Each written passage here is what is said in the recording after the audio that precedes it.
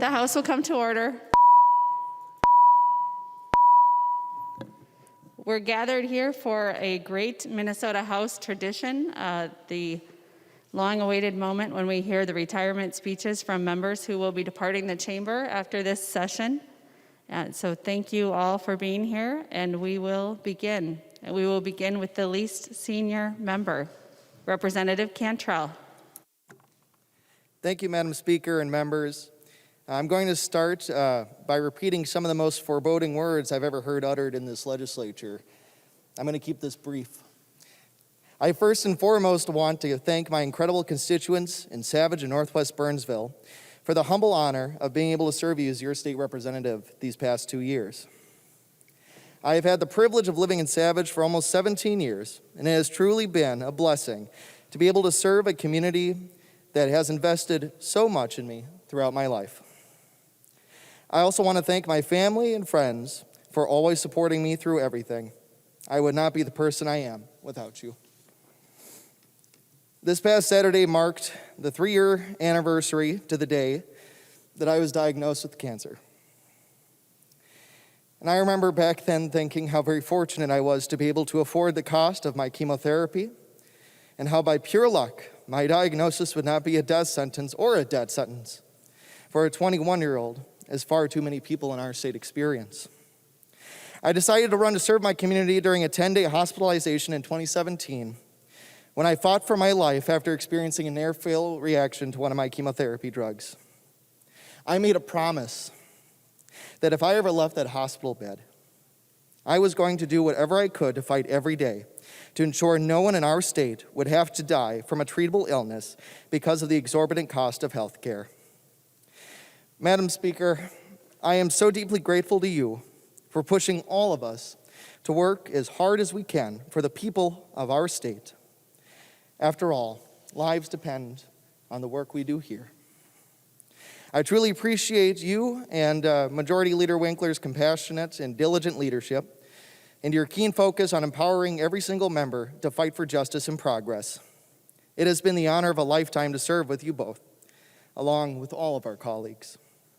Together, we have been able to draw a line in the sand and in a unified voice declare that Minnesota can and must be a place where working people receive fair compensation and benefits for their labor, where pharmaceutical companies, health plan companies, and PBMs aren't allowed to shake down patients through price gouging, where every child receives a world-class education, and where no one is subjected to the harmful, torturous practice of conversion therapy. I am grateful for everything my colleagues have fought for, and of course, I deeply cherish their friendship as well. Nothing in this life is done alone, and we, all of us, stand on the shoulders of giants, the people who believe in us and generously share their knowledge and guidance with us. I wouldn't have learned as much or had been able to move as many of the 74 bills I chief authored this term had it not been for Chair Liebling's generous mentorship. She is not in the chamber today, but her advocacy for a more just and affordable health care system has been an inspiration to me for years. And I will always appreciate being able to co-lead negotiations with her to secure funding for shelter for housing unstable Minnesotans and for stabilizing housing and services for 20,000 Minnesotans who are seniors or living with a disability, so as many Minnesotans as possible could be safe during this pandemic. Our staff make this work possible. They work long hours, and they make many sacrifices to accommodate the needs of our constituents in this legislative body. So I would be doing our staff a disservice if I didn't thank them for everything that they work so hard to achieve. Health and Human Services Finance Committee Administrator Pat McQuillan, thank you for the long hours of work and assisting me as I learned and navigated through all the complexities of healthcare policy. I also need to thank Chris McCall, who in conjunction with Mr. McQuillan, Chair Liebling, Chair Moran, and Chair Schultz have worked tirelessly to reform the broken aspects of our healthcare system and who have been instrumental in helping to position Minnesota as a national leader in combating this disease that has swept through our country. As I said, I was honored to work on and chief author 74 bills this biennium. They range from bills to lower prescription drug costs, to banning conversion therapy and ensuring that people with disabilities are compensated fairly for their work in our state. Many of these bills made it all or most of the way through the legislative process, but the only reason I was able to work on so many pieces of critical legislation to improve the lives of people in my community is because of the phenomenal hard work of my legislative assistant, Carl Kazi. He always goes above and beyond what is required of him, and his insightful assistance helped me significantly in my time serving here. Madam Speaker, members, I know I run the risk of giving a retirement speech in which I name all of our incredible members and staff, like Representative Mann, John, Gomez, Wolgamont, Morrison, Tabke, Kegel, Carlson, Carlson, Kunesh-Podein, Richardson, Dabney, Olson, but I'm not going to do that, Madam Speaker. I think I speak for all of us when I say that we are all probably a little tired of hearing everyone's last name right off over the past couple of weeks, although I must say, Chief Clerk Murphy is nodding his head, but you have done a phenomenal job, and I thank you and our staff, and Sergeant-at-Arms Bob Meyerson for everything you have done. My colleagues and our staff know how much I admire and respect them all. So in closing, I would like to leave the House with a few thoughts. No one in our state should ever die from a treatable illness because of the cost of health care. Nobody in our state who works full-time should have to live in poverty. No child should go without food or housing or a world-class education. These things are our social contract that we promise each other for a better future and for a better world.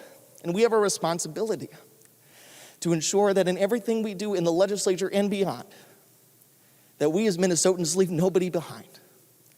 This is the promise of Minnesota, especially as we face some of the most challenging and difficult and uncertain times in generations. I encourage every Minnesotan and every member of this legislature, do not give in. Do not give in to cynicism, to pessimism, or to fear. Because there is a brighter world ahead of us. There is a brighter future that we can achieve. And in our unity, we are indomitable. In our unity, we can ensure that we live in a Minnesota where every single person in our state can have a great quality of life. And so with that, Madam Speaker, I thank you so much for everything.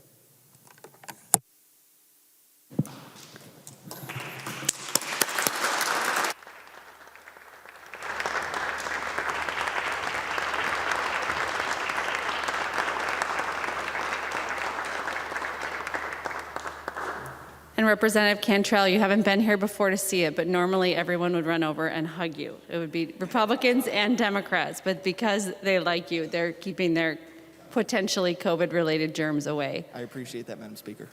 State Representative and Dr. Elise Mann. Thank you, Madam Speaker, members.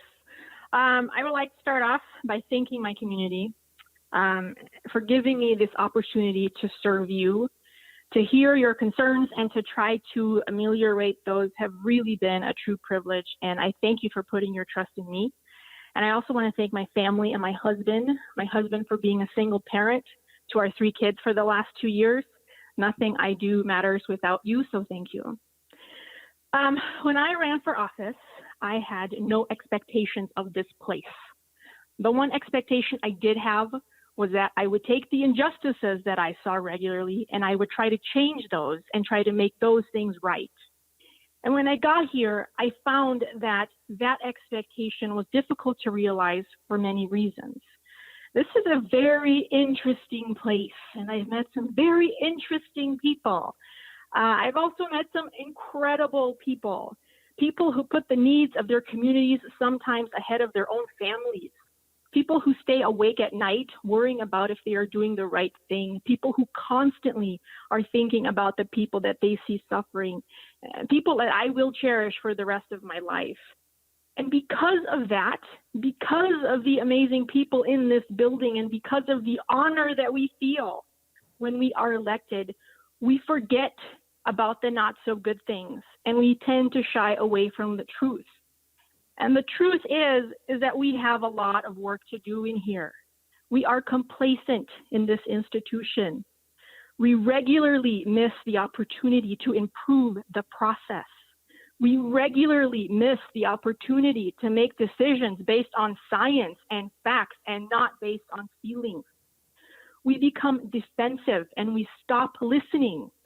And instead of saying, I had no idea, tell me more, we say things like, well, it's the way we have always done it. The problem with that is that this institution was built a long time ago by white men for white men. And so when we say this is the way we have always done it, it continues to shut everyone else out. This is the way we have always done it is not good enough anymore. Unfortunately, this place is not welcoming to women. This place does not make space for people of color. This place does not accommodate young families. This place is still deeply entrenched in the patriarchy and is still rife with systemic racism. There is little space for anyone else. And to this day, that little space that is available must be fought for. And we have to say these words out loud. We have to. Misogyny, systemic racism. We have to say these because they are ugly words, because they are uncomfortable, and because when we don't say them, these things don't change. Now, I know many people are already angry that I'm saying these words. And I want to be very clear that these words are not accusations. They are not an attack. They are simply our reality. These things are ingrained parts of our society, and they more often than not go on unrealized. You don't realize that a policy is racist because you've never walked in those shoes, and that is okay. But when someone says that a certain policy will harm and is harming their community, again, the next step is not to stop listening and become defensive. The next step should be the words, I had no idea, tell me more. If you have never been shut out of a space, you don't even know that that is a thing.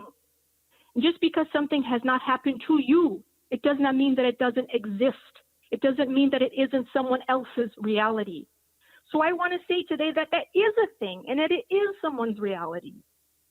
And I am not saying any of these things to disrespect this institution. I say it because I have had the privilege of being part of it and to have served here, and I want to make this place better. I want the door to open to other people so that we can truly have a government that is by the people, for all of the people. But I am confident that there will be change. I see change every single day. I see my colleagues and the staff that are here day and night fight for that change every single day. And my goodness, these people are so inspiring. Selfishly for me, I need to get back to work. I need to get back to my kids. I went to school for 11 years to practice medicine, and I'm not ready to give that up quite yet. But I want everyone to know that I leave this place absolutely honored, having had the opportunity to serve my community, and completely optimistic that I am leaving it in amazing hands. Thank you, Madam Speaker.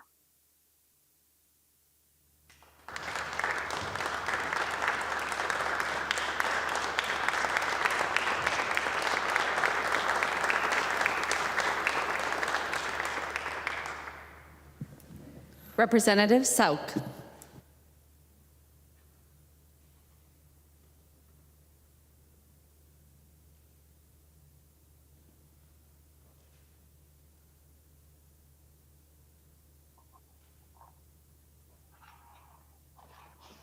Today we have new skills and new things that get in our way, and I was just fumbling with one of them there. It's clicking the right button and making sure that your doorway and pathway to be heard is open.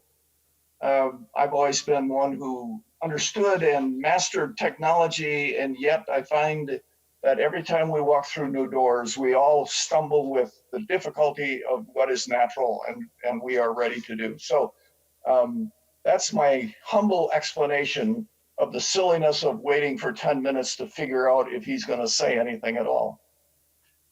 As I greet you today, I do it in the perspective and the voice of the late Maynard Sauke, my father, a sharecrop farmer, a man of faith and benevolence. I think he might say, I'm happy you found 3 paths to live and show benevolence and honor to the world you live in: a teacher, a business owner, and a representative. I and your mother are proud that we were able to show you and guide you to know the value of each person. Persons who pass by your life and benefit from the gifts that we see in you. We hope you share with each person as if they were the spirit of all society.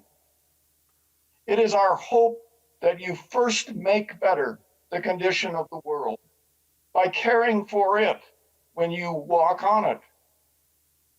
We hope that as you pass, you are remembered as one who cared to not divide persons, but to build bridges and pathways of understanding. That if you were given ease of life and plenty in life, that you knew how to contribute to the betterment of and lift the burdens of others. We hope that you noticed when others filled your life basket with skills and wisdom, that you understood that it was for you to carry forward, not to be confused, and to think that it was for you to consume and personally benefit. Now, in my own voice, I want to thank those who contributed to my life basket of skills and talents. First, my wife and life partner, Deb Sauke. A special thanks to my daughters, Whitney Benedict, Ashley Kincaid, who were part of my committee and gave definition to my purpose. A humble thanks to Lil and Ursula, my staff support over these 2 terms. I want to thank the members of the Rochester community who advocated for me to participate in this public political process and who gave me opportunity to grow in understanding and wisdom. My most humble thanks to those of you in this body that I have had the occasion to know.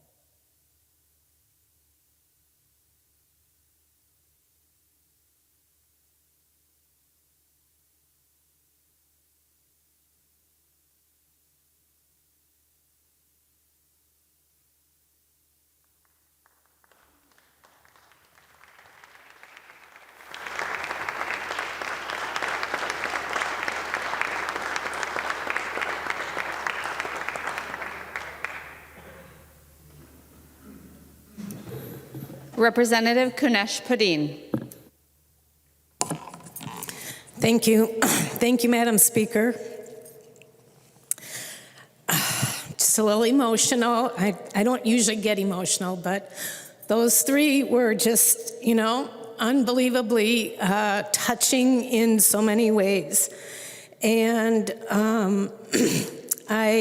I'm going to miss being around all of those as well as the rest of you in the next session go around because, 4 years ago I was elected by my community of St. Anthony, New Brighton, Columbia Heights, and Hilltop to represent them here on the House.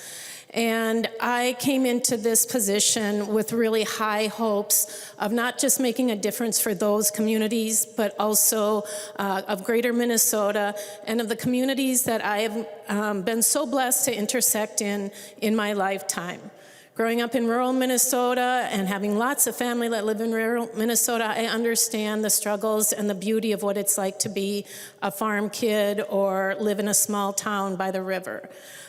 Growing older in the Twin Cities and having a family in a city situation is pretty unique as well. Having 3 beautiful children whose father is an immigrant and having experienced that immigration change of life has been a change of life for me.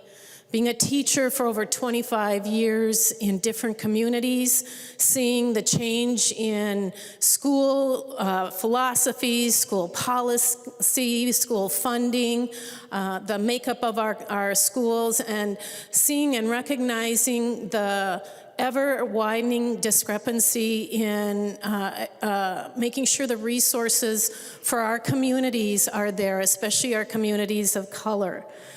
And so I came to this body with the open heart and the open mind to really make a difference. And I hope in some small way that I have. As a freshman, and yesterday we were talking about graduates, and I sort of feel like I'm on that track with them. This is my senior year in the House of Representatives, and as a freshman I came in new and fresh, excited, high expectations, and I came in with a group that was ready to run. Prior to me being here and the building of our Posse Caucus, our People of Color Indigenous, we had our champions of Carlos Mariani and Rena Moran, who were the ones that were constantly bringing to mind our communities of color and the under-resourcing and the under-acknowledging of their contributions to our community. And so one of the biggest and most proudest things that I am so proud to be a part of is the creation of that Posse Caucus and the education and the stories and the understanding that we have been able to share with all of you. I'm especially proud to be one of the founding members also of the American Indian Caucus. Prior to myself and Representative Becker-Finn, there were only 2 other women that served as American Indians in this House of Representatives.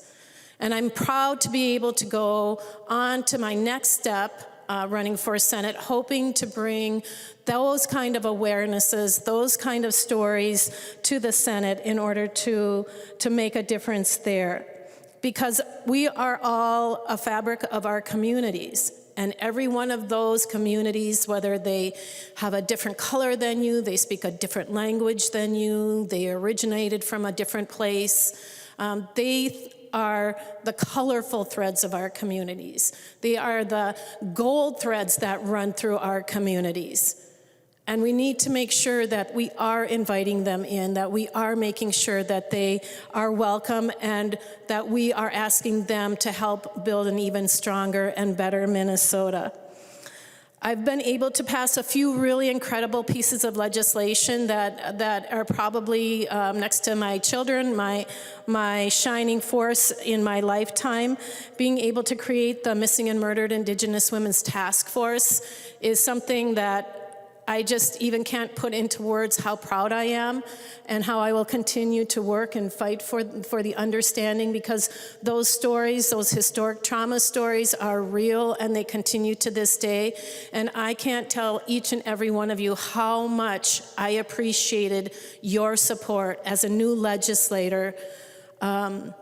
Every one of you voted for it. Every one of you supported it. Everyone told me how those stories made a difference in your life, and that's what we're here to do, make a difference in everybody's life. I was so happy to be able to make permanent funding for 4 of the schools in our state that have been neglected for way too long, our 4 BIE schools. And I'm so proud of the investment that we have done in our Teachers of Color and Indigenous task force as well. As a teacher, I know it does make a difference when we have somebody in the classroom, somebody helping with the curriculum, somebody administering our schools that look like our students. And we have more and more and more students of color in Minnesota that are not seeing that. It doesn't hurt Minnesota to have a wide variety of folks making decisions and educating our kids. It only enhances our beautiful state. I'm so proud that we were able to increase for the first time in 30 years that MFIP grant. 25 years ago, I was one of those welfare moms. I lived on welfare for a year and a half trying to get things back in order, and it's not an easy thing to build yourself out of. And so many people who rely on Minnesota for those resources, it's through no fault of their own. And when we continue to punish them, when we continue to withhold resources, when we continue to blame them for their resources, we're not doing anybody a favor. We're not doing the House of Representatives a favor. We're not doing the state of Minnesota, and we are not doing humankind any kind of favor. And so I'm in my senior year here in the House of Representatives. I look to matriculate over down the hallway to the Senate next year and take some of the life experiences that I've had outside of this place, the life experiences and the relationships that I've been able to create here in this beautiful building over to the Senate, because I just feel that I'm not quite ready to end here. Some folks have another plan of action, but I feel like I still have much work to do here, and I would be absolutely proud to be able to represent my entire district in the Senate. And so I'm ready to go on to my big next adventure, just like our graduates. I feel for them, of course, because they don't get that graduation ceremony that they had hoped for. They don't get to clean out their locker. They don't get to hug their friends goodbye. I don't get to hug Representative Cantrell and Halverson and the rest of you goodbye. But we know that we're going to go on and we're going to be able to do good things in spite of this hardship. And so I would like to thank all of you for this opportunity of being one of you here. I'd like to thank my assistants that helped me learn and figure out. Sue was my first one. Of course, Binta was incredible until somebody stole her away from me. But luckily I got Zach, and Zach has been my rock for these last 2 years, and I can't thank him enough. And so gratitude to my family and my supporters and to all of you. I wish you well, and I hope that we really can build a One Minnesota together. Thank you.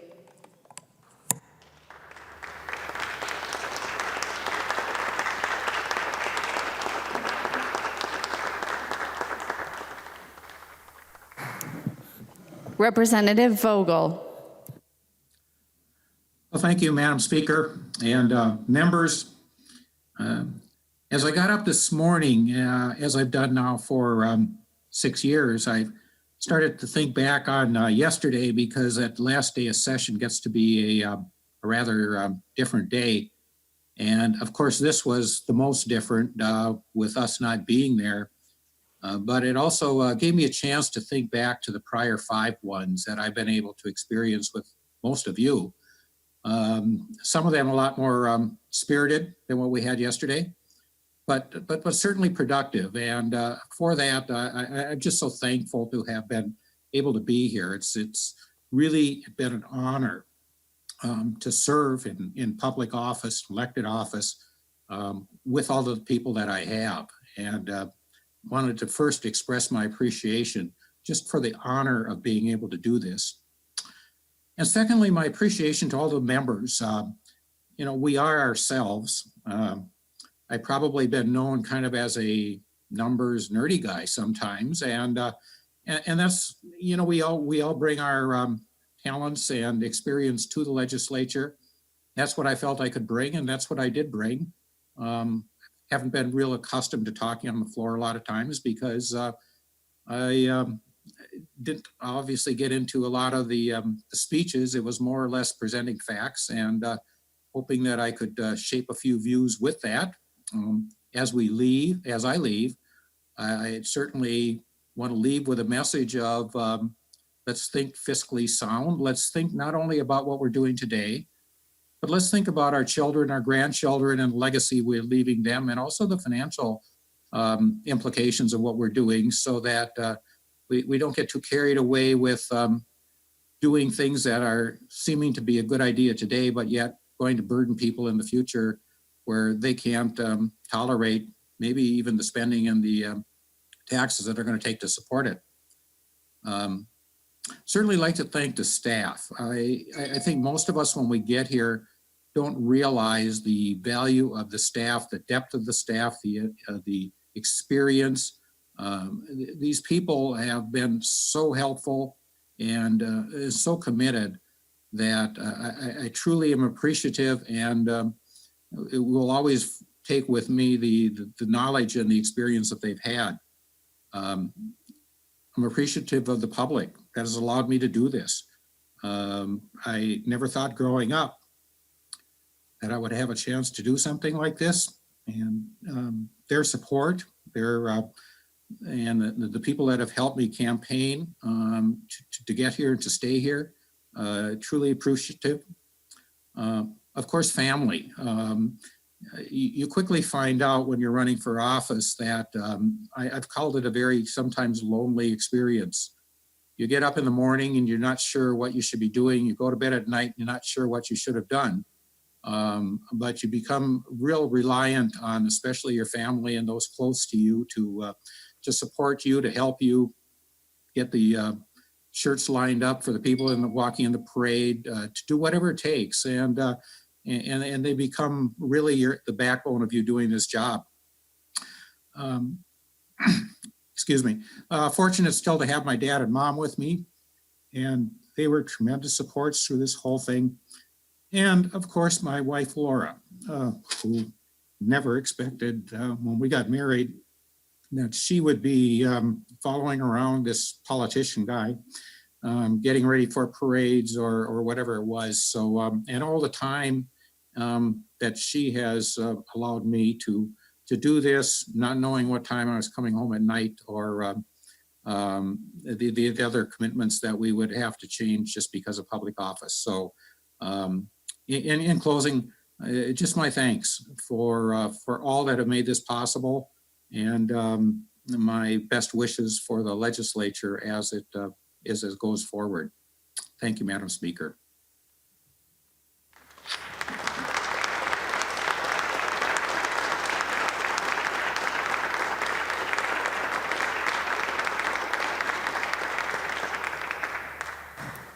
Representative Considine. Thank you, Madam Speaker.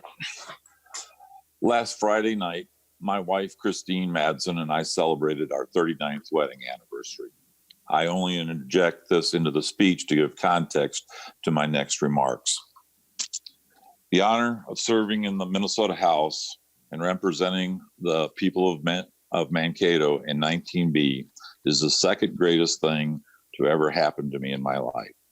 It has been an honor, and I wish to thank the people of Mankato, where I learned what it was to have a hometown. For those of us that serve in this capacity, we know that it comes with sacrifices to our families. I will not go into all the things that I missed or the family occasions that were interrupted by folks that needed a moment of my time. That was the job, but I would like to thank them for their tolerance and understanding. So thank you, John, Mary, Brenna, Lily, Regan. Thank you, Courtney, Wes, Dylan, and Scarlett. And a shout out to Mike, Rita, Sean, Rose, and Margaret. Next, I want to thank the staff here at the House. I started a list and it quickly became too long and I was afraid I'd leave someone out. So all of you, thank you. I lost track of the times I thought your work was amazing and your dedication to the people of Minnesota unmatched. I will make one exception and thank Joan Harrison. My first 2 months in the House were horrendous, and she really helped me hold things together.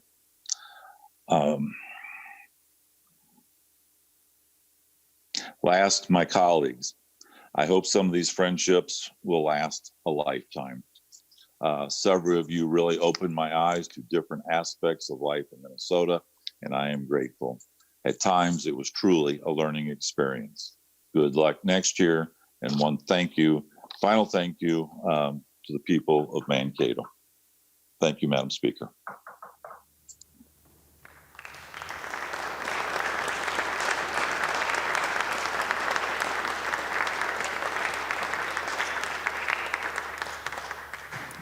Representative Lien. Thank you, Madam Speaker and members.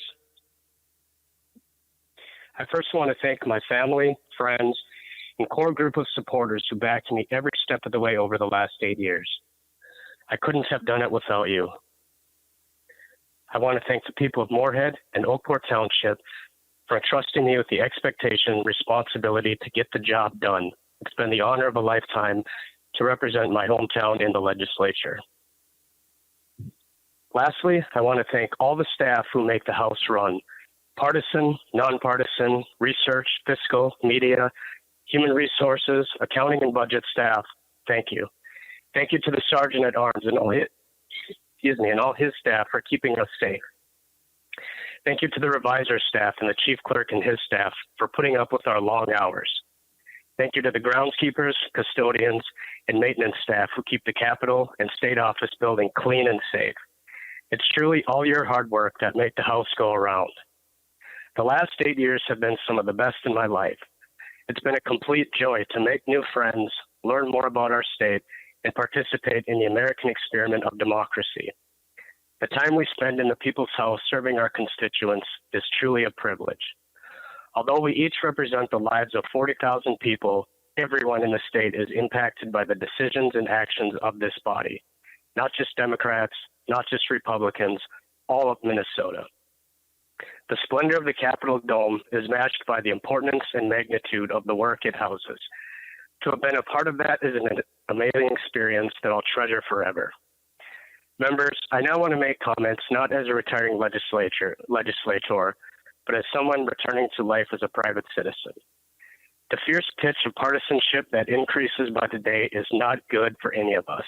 It's not good for democracy. It's not good for our country. We weren't sent to the legislature to only do the job for our political bases. We serve all in our districts. The ultra-partisan rhetoric and ideological calls to our bases do nothing to advance our common public policy needs. They only divide people further and make the challenges before us more difficult. And to what end? How far are we willing to push this? How much are we going to continue to demonize the other side of the aisle to score political points? How far are we willing to push our constituents and their emotions? As we face the most urgent crisis of our lives, we must recognize the need more than ever before to stop the politics of division that grip our country. It's tearing America apart, and using it for partisan gain is irresponsible and reckless at the highest level. We're in a major election year, and for the sake of our country and democracy, we have got to do better. We must treat the delicate balance that is our democracy with more appreciation and respect. We cannot take it for granted. It's a basic function of our lives, but to many, democracy is an expression of principle that makes America the envy of the world. Let's not abuse it to preach to the echo chambers who only want to see blood in the water. All of us, as Americans and Minnesotans, need to do better. We need to do better for the health of our democracy because we are the core of its foundation. Members, I ask you to think of more than those who vote for you. Think of more than those who share your values and beliefs. Think of more than the people you know. Look within yourselves to rise above the fray of mainstream conservative liberal politics. Please, use our democracy to build ideas that create solid, long-lasting policies for all of Minnesota. The one certainty is that there is no absolute truth to public policy, but please, work together to get as close to the truth as possible. There's too much at stake. Thank you, Madam Speaker and members, and thank you, House District 4A, for the opportunity to serve.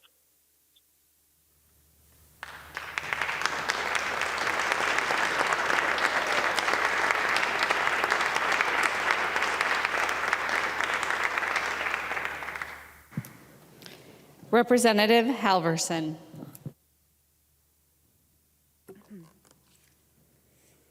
Well, thanks to my classmate, Representative Lien, for those words. What an honor and a privilege it has been to be a member of the Minnesota House of Representatives. It has truly been one of the greatest joys of my life, and saying goodbye is difficult. Anybody who has served with me in HHS knows that I'm a crier, so here we go. I believe that those of us who run for office are answering a call to serve. And I've been proud to serve my community of Eagan for the last 8 years. Thank you, Eagan, for sending me here to be your voice and letting me show this body how wonderful our community is. People ask me all the time what my favorite part of this job is, and it's actually what we get to learn. I feel like I get a master's degree every year I'm here in some new topic. This year it was paid family and medical leave. but it's been healthcare costs, and it's been many other issues, homelessness. I learned so very, very much from the people who come here. And I've had such a privilege of getting to really dig into these issues and using this office to really make a difference.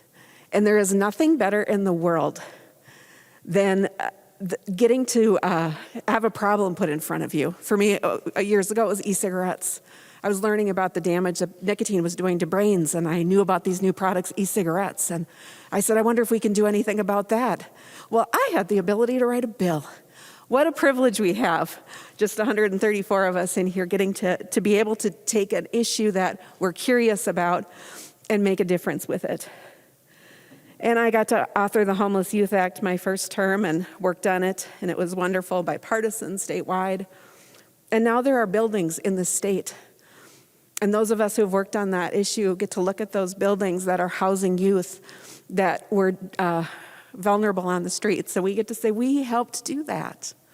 What a difference you can make in this office. I also get to learn a lot from all of you. The way that I see the state of Minnesota is different because of you. We all love our communities, and the passion that everybody brings telling the story of their communities is so special.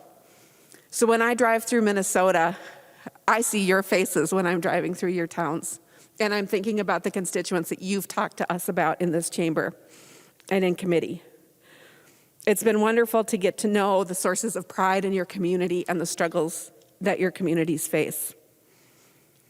It's been a thrill to grow here in my time as in the legislature. I remember being a freshman and walking in and thinking, how am I ever going to learn how this all works? How am I going to, get through all this jargon? What does it mean to put a jacket in the hopper? And then I get to cap my career off here being the chair of the Commerce Committee, which has been a great joy. I've served on Commerce my whole career, along with Health and Human Services, Government Operations, Elections. What a thrill. And I hope that in my time here that I've demonstrated values that I think are important to public service. Honesty and integrity, a willingness to listen, the courage to fight for what is right, and the willingness to change your mind. I've definitely changed my mind on things up here listening to other folks, and I think that we need to bring that spirit to this process, because one of the things I know to be true is that every time I worked on a bill, and I would bring my bill up and, put it in the hopper, I think it was a pretty good bill, but it always got better. It always got better through this process, and it always got better with the input that we got from the public, and it always got better with the input we got from each other on both sides of the aisle. Keep room for that input, and make it okay to change your mind. Every day, it's important that people get their say in this place, whether we're in the minority or the majority, and I've been in both. That's one of the important parts of this process.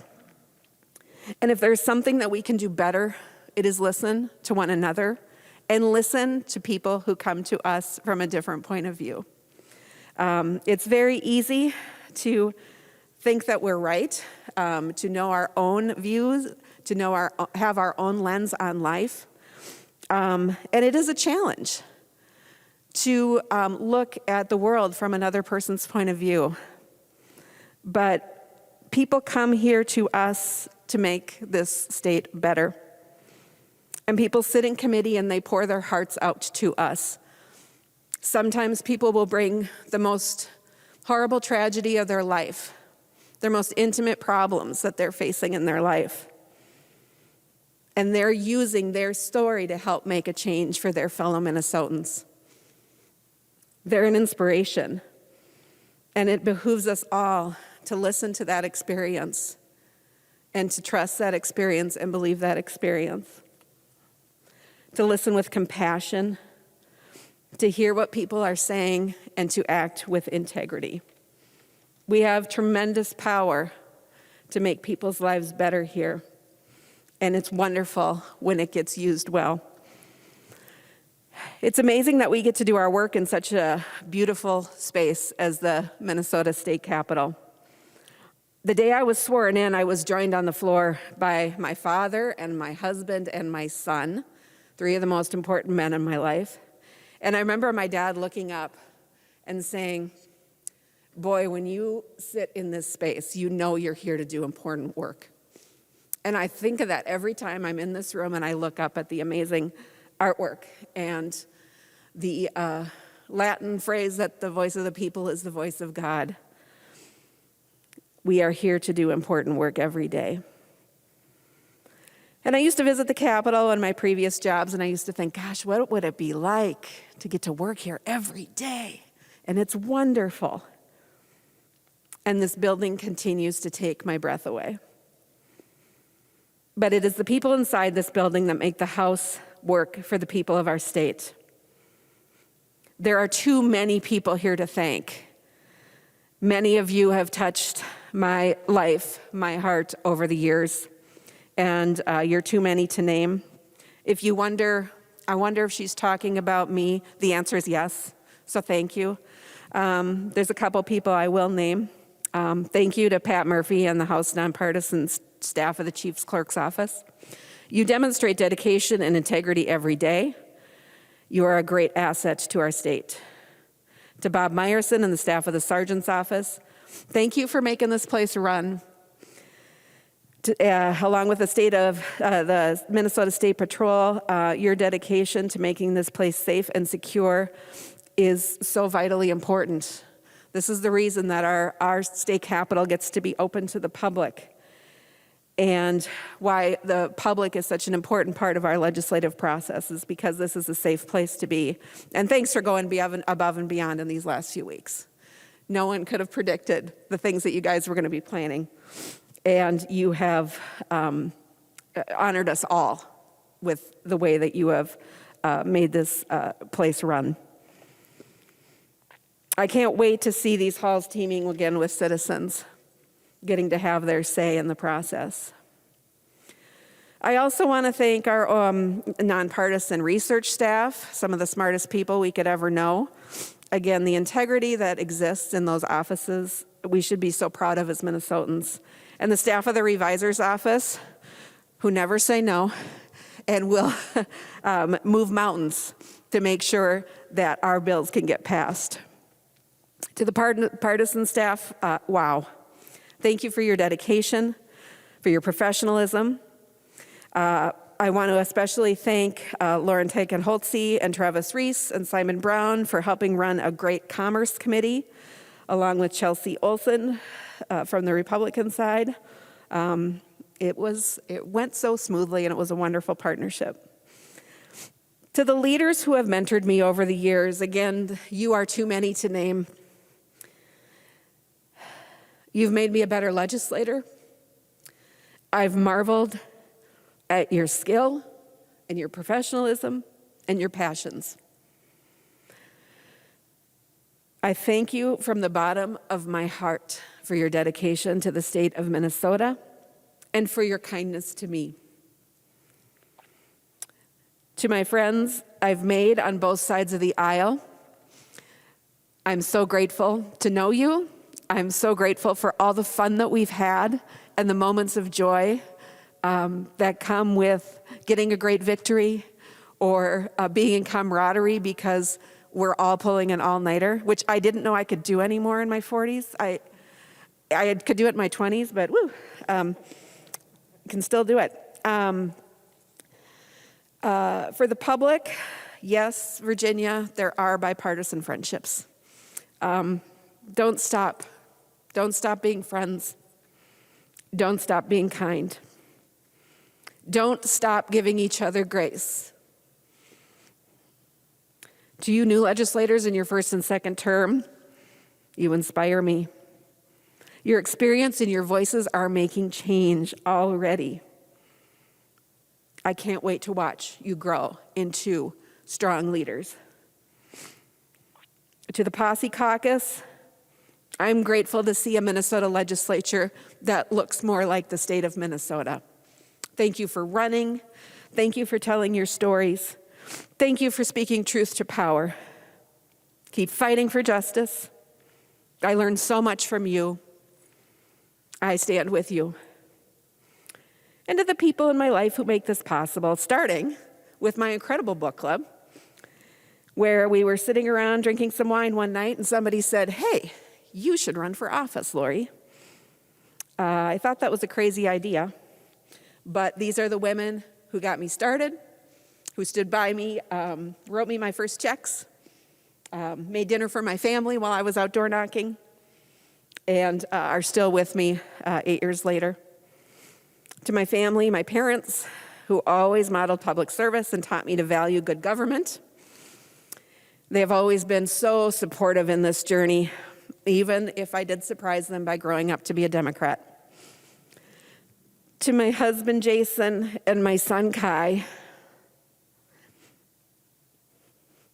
my deepest love and gratitude. Happy birthday, Jason. It's not a fun thing to have your legislator spouse always forget your birthday because it's at the end of session. You are my foundation. You're my reason for making the world a better place. Friends, what a journey this has been. It's hard to say goodbye. And it's even harder at a time when this virus makes it impossible for us to be together, to share a hug, to share a smile. But you are all in my heart. Thank you to the House of Representatives and to the people of Minnesota. Thank you, Madam Speaker, for your leadership.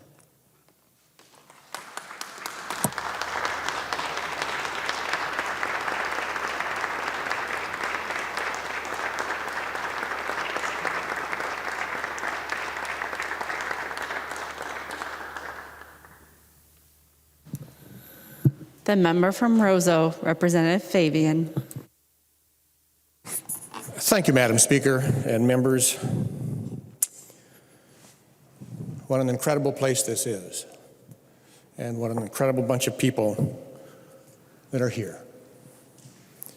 I was going to start out by going through kind of what my political philosophy is, but you know me better than that. I'm not going to do that. 10 years ago, 10 years ago now, obviously I had made a commitment to run. But if you would have asked me on November 1st of 2009 if I was ever interested, Representative Halverson said that someone said to her that, well, you should run.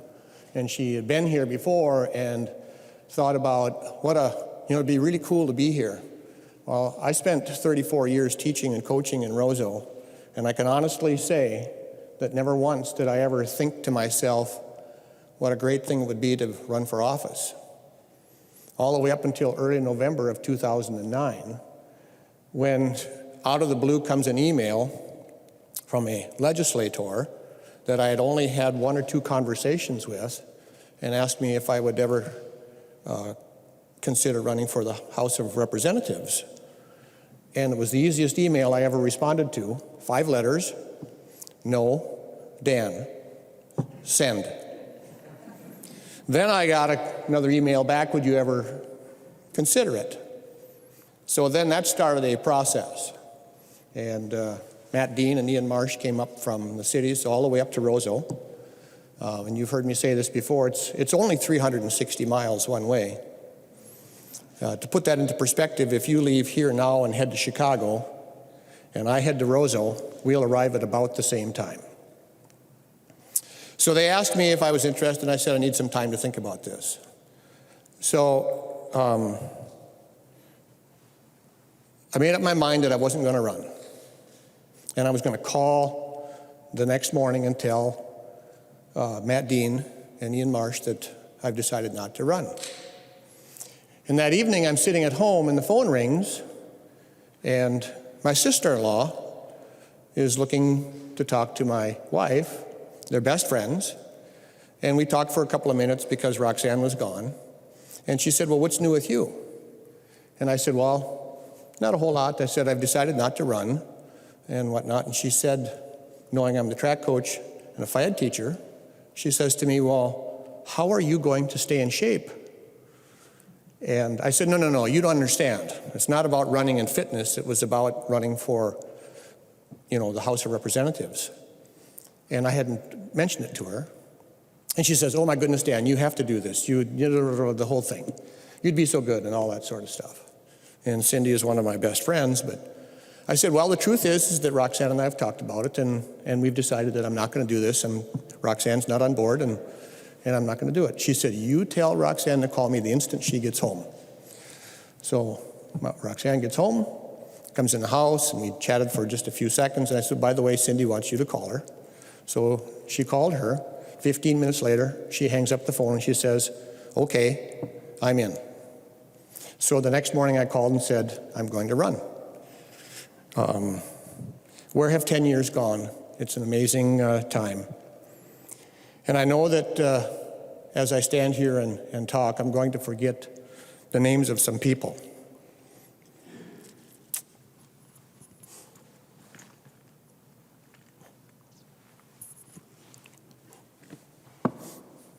I feel your pain.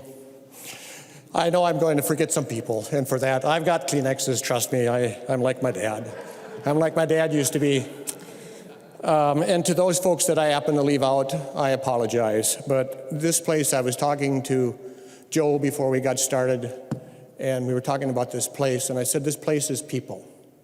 What makes this place special is the people. And when I got sworn in on January 4th, 2011, it was the very first day that I had ever stepped foot in the Capitol. Never been here before. And I came to session yesterday because I wanted to be here again to say the pledge and hear the prayer. We are also very fortunate to be here and serve in this place and represent our constituents. So, I don't know how many of you have your member directory from the first year that you're in the legislature. I can tell you that from 2011 till now, not a single member in the House has changed one bit. I went back and looked at the pictures. So, the class of 2010/11, there were 36 of us that were elected that year, 33 Republicans, 3 Democrats. And the first people I want to say hello to and thank you to are my classmates from that time. Leader Dowd, Chris Swedzinski, Joe McDonald, Mary Franson, Tim O'Driscoll, Duane Quam, Joe Schumacher, Glenn Gruenhagen, who, by the way, served on the school board for 16 years, Rena Moran, and the most special one, my seatmate in District 1, Deb Keel. And to other retirees, thank you for your service, and thank you to all of you for all that you've done. And the other people at the front desk, what an amazing group of people. Gail, thank you for wearing your Concordia ring today. That's pretty special. Mine is on my dresser back in Roselle. We talk about that a lot. David, you guys, Patrick, Tim, Dacia in the back room, and all the other people. You guys are incredible. Amazing professionals. Mr. Meyerson, thank you. You and your staff, the State Patrol guys. Kai, thank you. You guys rock. All of you do. And to my teammates. I spent 34 years teaching and coaching. My entire life has been about athletics. From a little boy on a team, on teams, all through college and high school. And when I got out of college and moved to Roselle, I became a coach. Whoever thought that a phy ed teacher and a track coach and cross-country coach from Roselle could be in a place like this? But to my teammates, thank you. You guys are incredible. And I hope I don't forget you. The sad part is that, well, someday I probably will, because that's just what happens with age. But Leon, it's just been amazing to be a part of such an incredible place and an incredible team. I do want to mention a few other people, a lot of other people actually. I have a list here and another list here. Madam Speaker, I apologize. Okay. When I first got to the legislature, I represented District 1A, had parking stall 1, which I still have today, so I can make that fast exit. I'm the car that faces up the ramp in the corner down there. I got sworn on the 4th, and then on either the 5th or the 6th, I got called into Speaker Zeller's office, and they said, we'd like you to carry House File 1. I didn't have any idea what that meant. So like that yellow Labrador puppy, I ran after that tennis ball and picked it up and said, yeah, I can do that. Okay? And as you know, when you come into this place, as I've told people before, there were days in the first few years where I couldn't have found my hinder in broad daylight with both hands. I didn't have any idea what was going on. Imagine having to go to 5 committee stops and then having to go into Mary Liz Holberg's office and talk to her about data practices in House File 1. I didn't have any idea what data practices were. I was thinking, oh, something in track, and we were going to go practice, I don't know what. So, but you know, it was kind of that season of ones for me, and I'm really happy. One of the pages came, Thomas and the pages that sit up here, they came to my office and they asked me early in this session, one of the pages asked me, what is the most important bill that you've ever passed? And I said, well, I suppose for people that are around here, you know, it's House File 1. And I reached into my folder, and from my first term in the legislature, I kept a list of the bills that I got eventually into law. There's 17 of them on here.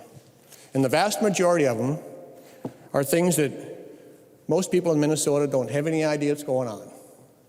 But the most important work that we do is the most important work that I've done is the work that my constituents want me to do. And that's what we need to be here doing. So,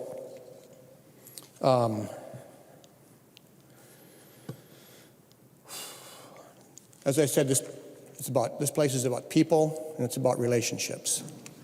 And I can't be more proud of the relationships that I've been able to establish.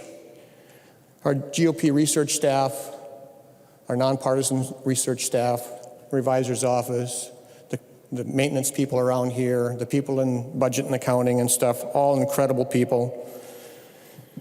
And I'm going to give some shout outs to some names here. Harry Kennedy and Harry Miracle and Rubus. We all know Rubus is awesome. Greg Davids knows that. John Hultquist, Cook, Chelsea and Callie and Jody Withers and Bill Glahn and Wingstead and Young, and I mean the list goes on. Withers, Susan Klausmore. I sat in her office and cried like a baby the day that I told her I wasn't going to run. Gavin Hansen, Annie Wags, Amanda, Chelsea, Laura. I mean the list just goes on and on. The LAs that I've had: Allison, Jordan, Diana, Tim, Karen, Kaylin was part of Team Fabian when I was chair of the Environment Committee. Jean Coddington, Emily now, Cindy and Jennifer sitting upstairs in our area. They're incredible people. Some special thank yous from me for the people who've been most influential here. Has to start with Leader Dowd. He has been amazing.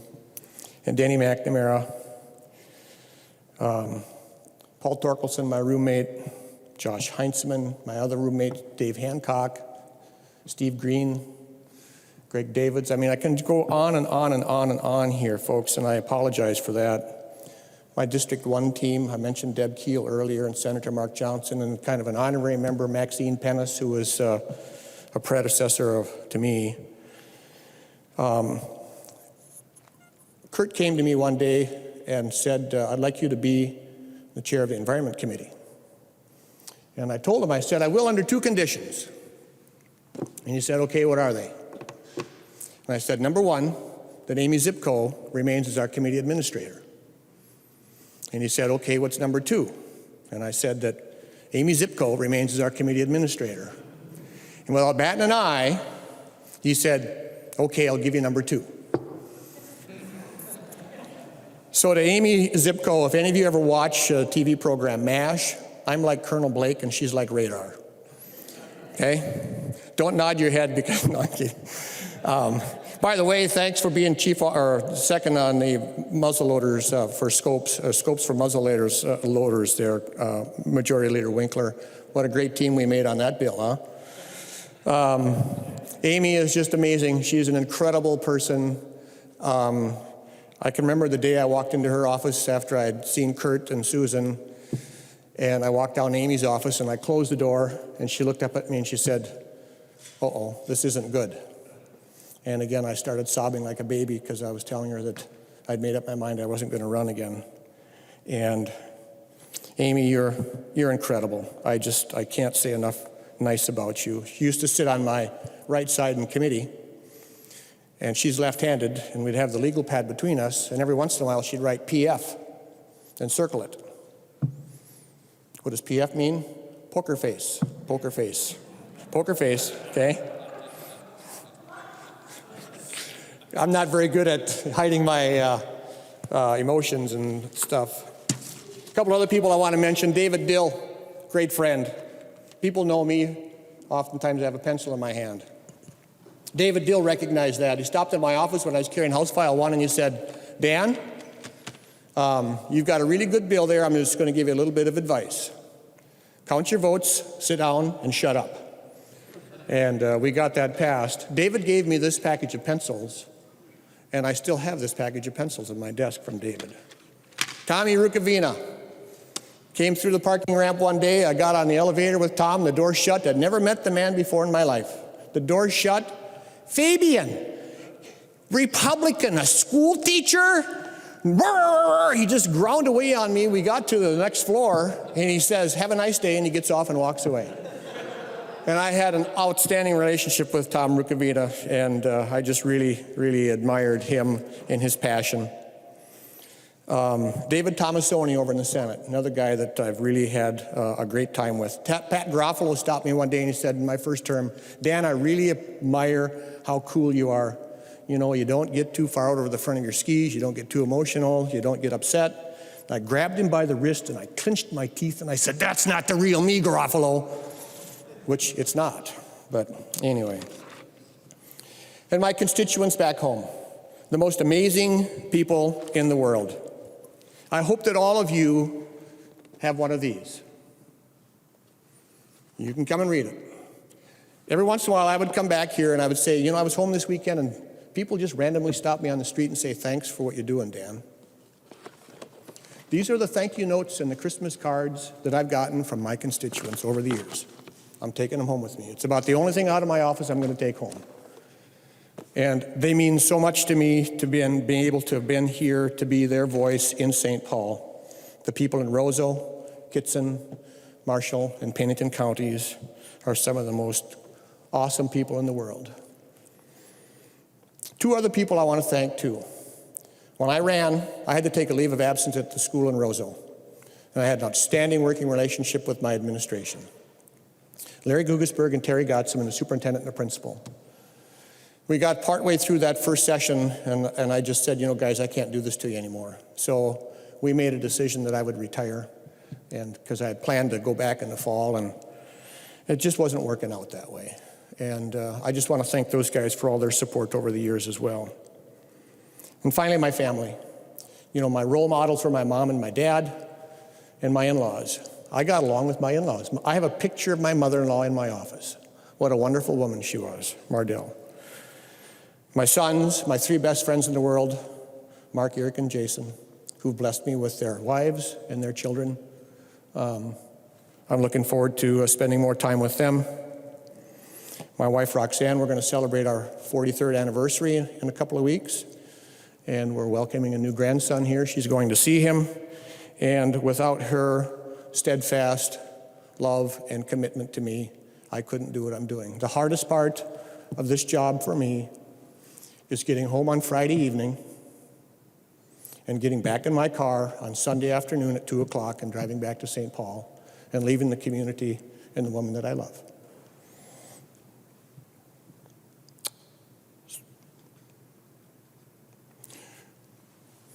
You talked about emotion, and I thought of the song that Whitney Houston sings. When I look back on my time here and the people here, I'll think of Whitney Houston, and I get so emotional, baby, every time I think of you, okay? Some of the emotion might be anger, too, I don't know, but possibly, I don't know. And finally, One of the things I do, the thing I do mostly on my way home is I listen to country music and classic rock.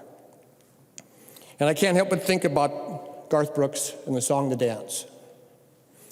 The last line from The Dance. I could have missed the pain, but I'd have had to miss the dance. And that's the way I feel about this place. Thank you all very much. It's been an honor and a privilege to be here. May God bless each and every one of you and your families. May God bless this place. And may God bless Minnesota and the United States of America. Thank you all.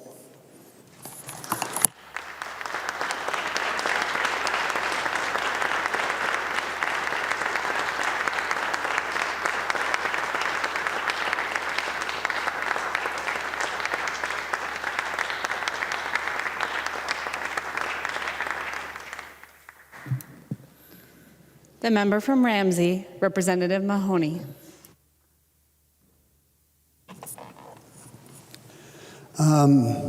Thank you, Madam Speaker. You all have someone to thank today because as I was listening with great intent last night, I wrote out about 7 or 8 pages of handwritten script for my speech. And this is the man that without I wouldn't be here. He wrote the best speech I ever gave, and he screamed at me until I did it his way. So and he sent me a note last night, briefer is better. Briefer is better. I came here a little rough-edged kind of pipe fitter. We don't stand with a lot of tact on the job site, because if you're tactful, someday you might get hurt.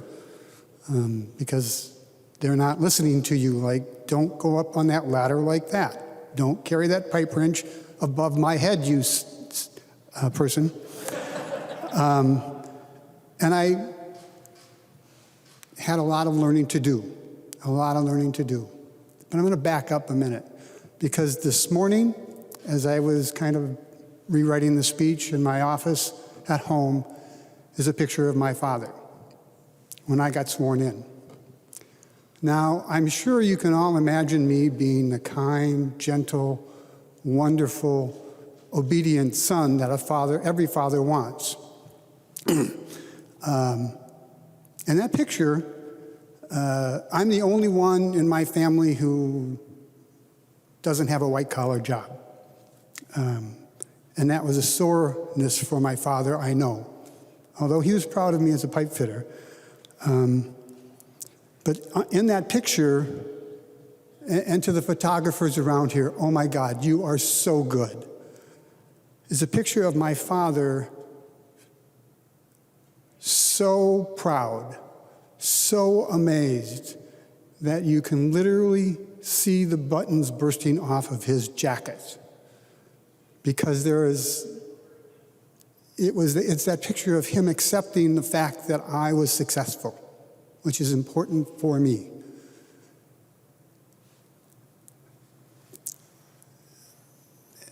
And I'm going to tell another story just to harass my daughter. I came here 22 years ago. She was 11. Mary Ellen Otremba had an 11-year-old daughter. And they were as thick as thieves up here. And our sergeant at arms was a lot more lax than the one that we have today. And we did a lot of late nights. And at about 2:30 in the morning, those big doors open up.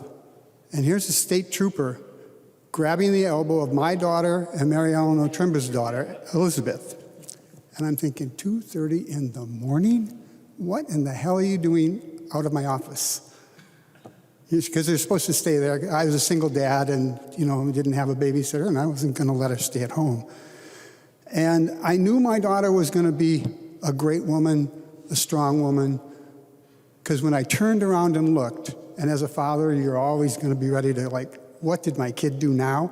She had a smirk that I totally recognized on her face. So I've grown here. I have chaired a committee, coming back straight from work with a welding chromer on my head. and I've gone to a union meeting in a suit and tie. And I feel comfortable with both. I've done important work here, I think. I've always come here with the thought that my mentors earlier, and I'll mention later, told me, you have, this is your list. The 40,000 people who hired you to do this job are your first priority. Then comes your city, then comes your county, and then comes your state. I've strayed from that on occasion, but the East Side is where I grew up. I live about 1.5 miles from where I grew up. And I believe that I have done a good job for the East Side and the city of St. Paul, and Ramsey County, and the state. I've passed important bills.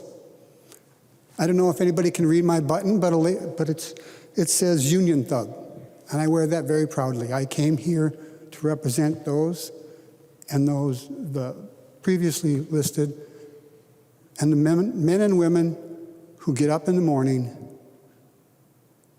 and whether they get dirty or not, toil hard every day, and how they get treated. And I've reminded people around here of that time and time again.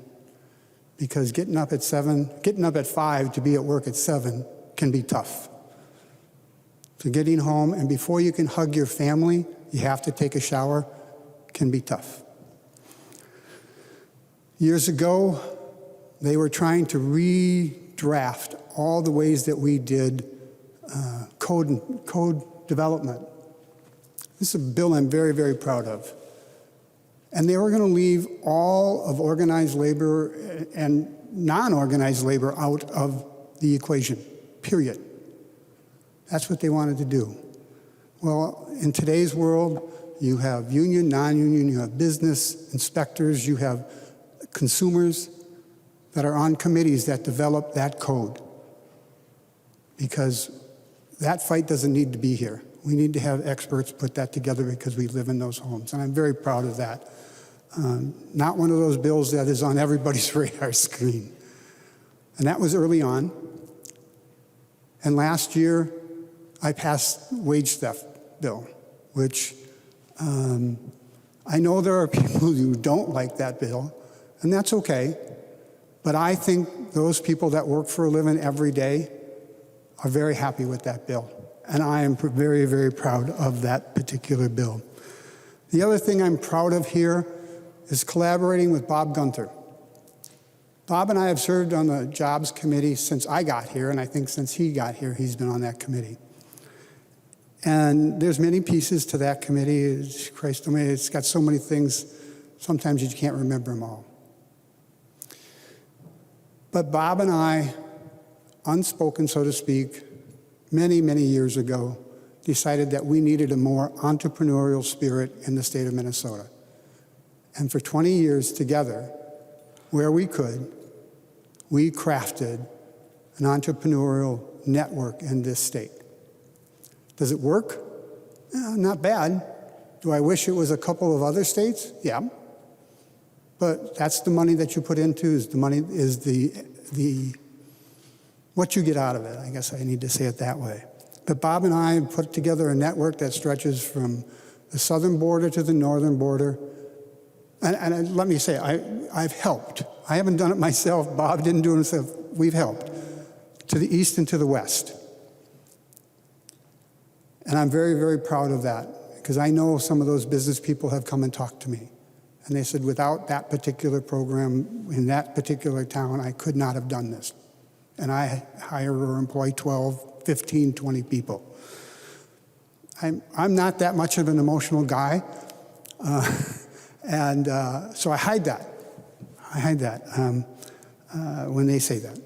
Not as I don't need a box of Kleenex when they tell me those kind of things. Bob's been a great partner here on that committee. I've had a lot of people go through it. And we've done good work, and we put a lot of people into good jobs in the state of Minnesota. I wish we were better. I wish we could do better. And I hope the next generation that leads this committee will do better. As I said earlier, those mentors, and then, you know, most people don't remember who these are, but Tom Ostoff and Randy Kelly. Those first couple, 3, 4 years I was here, had regular conversations with me. And I wanted to thank them because I think they helped craft a legislator that looked out for those that hired him.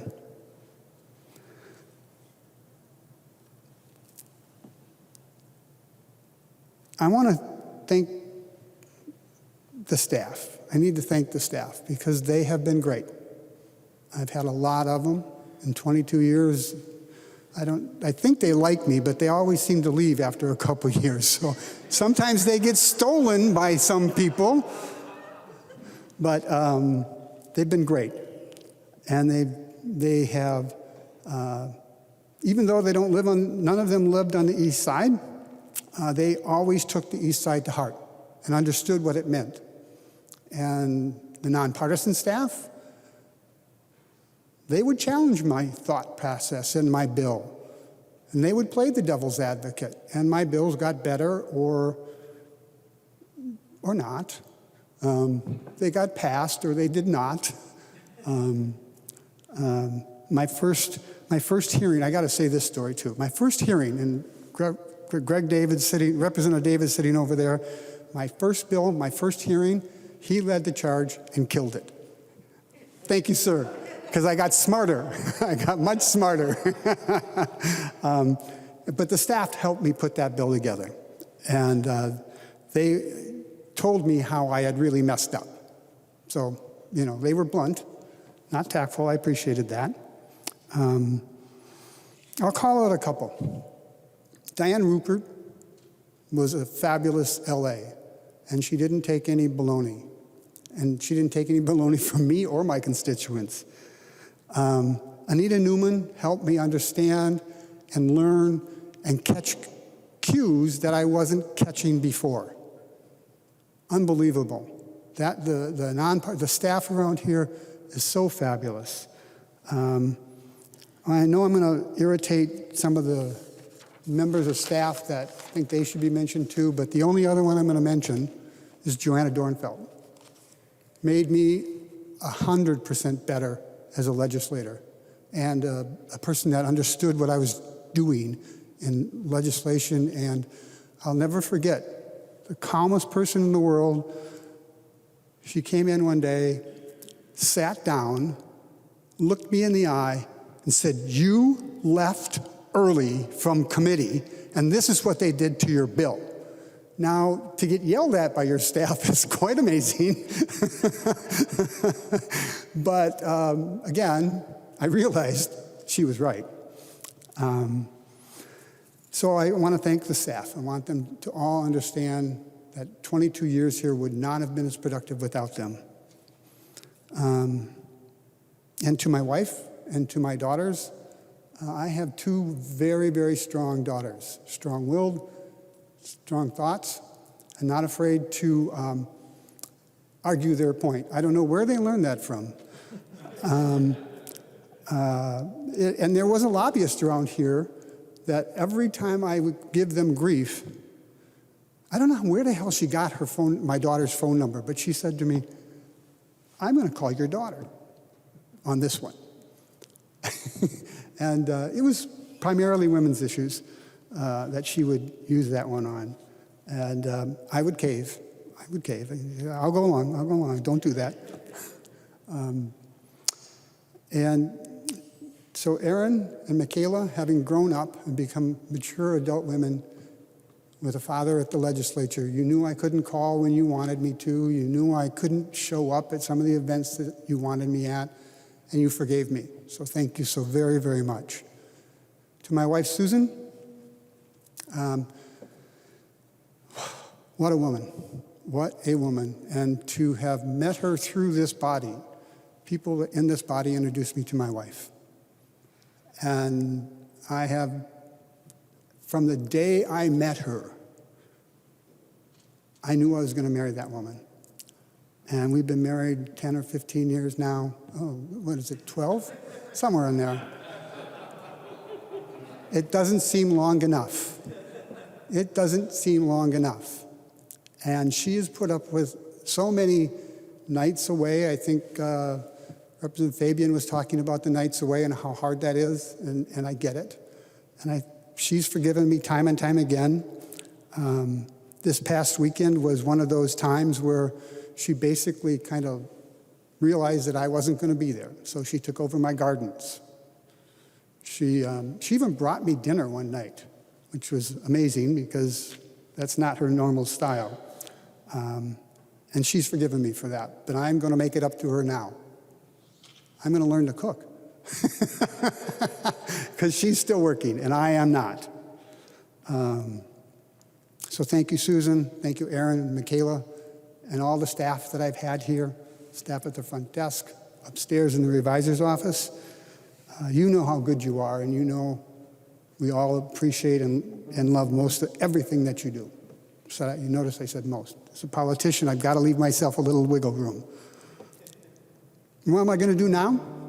I'm just going to go have fun. My gardens are going to be bigger and better and more beautiful. I'm going to be that crabby old guy with the perfect lawn. Don't be surprised if you see a picture of me in a Speedo in Belize next January or February. And I will find some things to do. Primarily, I hope to get involved in the park systems, some of the homeless youth. I've championed that around here quietly and always directed money and talked to Bob when he was the finance chair, or Pat Garofalo when he was the finance chair, and I said, this is a really good program. It helps a lot of teenagers stay out of trouble. You know, they need 100,000 or they need 250,000. As I said, whatever Thursday ago it was, I came here to do good work. When I leave here, I'm going to continue to try to do good work. Thank you to all of you and all of my constituents that have supported me and voted for me and put up with me. Again, to my colleagues, we'll see you later.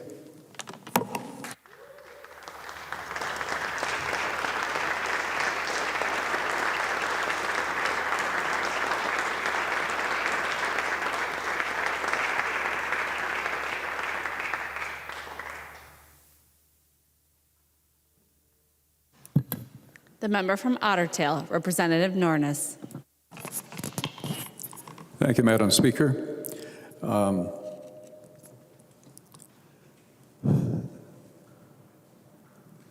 or short, which version would you like? I can just imagine. The cupcakes are getting stale, they tell me. So I'll be kind of brief, but I've got a few things that I listed here that I want to just quickly go over. First thing, several sessions, quite a number of sessions ago, a speaker asked me to do something and I never did it. So if you don't mind, I'll do it right now, okay? It's cloudy today and it's going to be 66 degrees this afternoon. Winds gusty northeast at 20 to 30 miles an hour. Tomorrow, more of the same with less wind. So there you go. That's the forecast.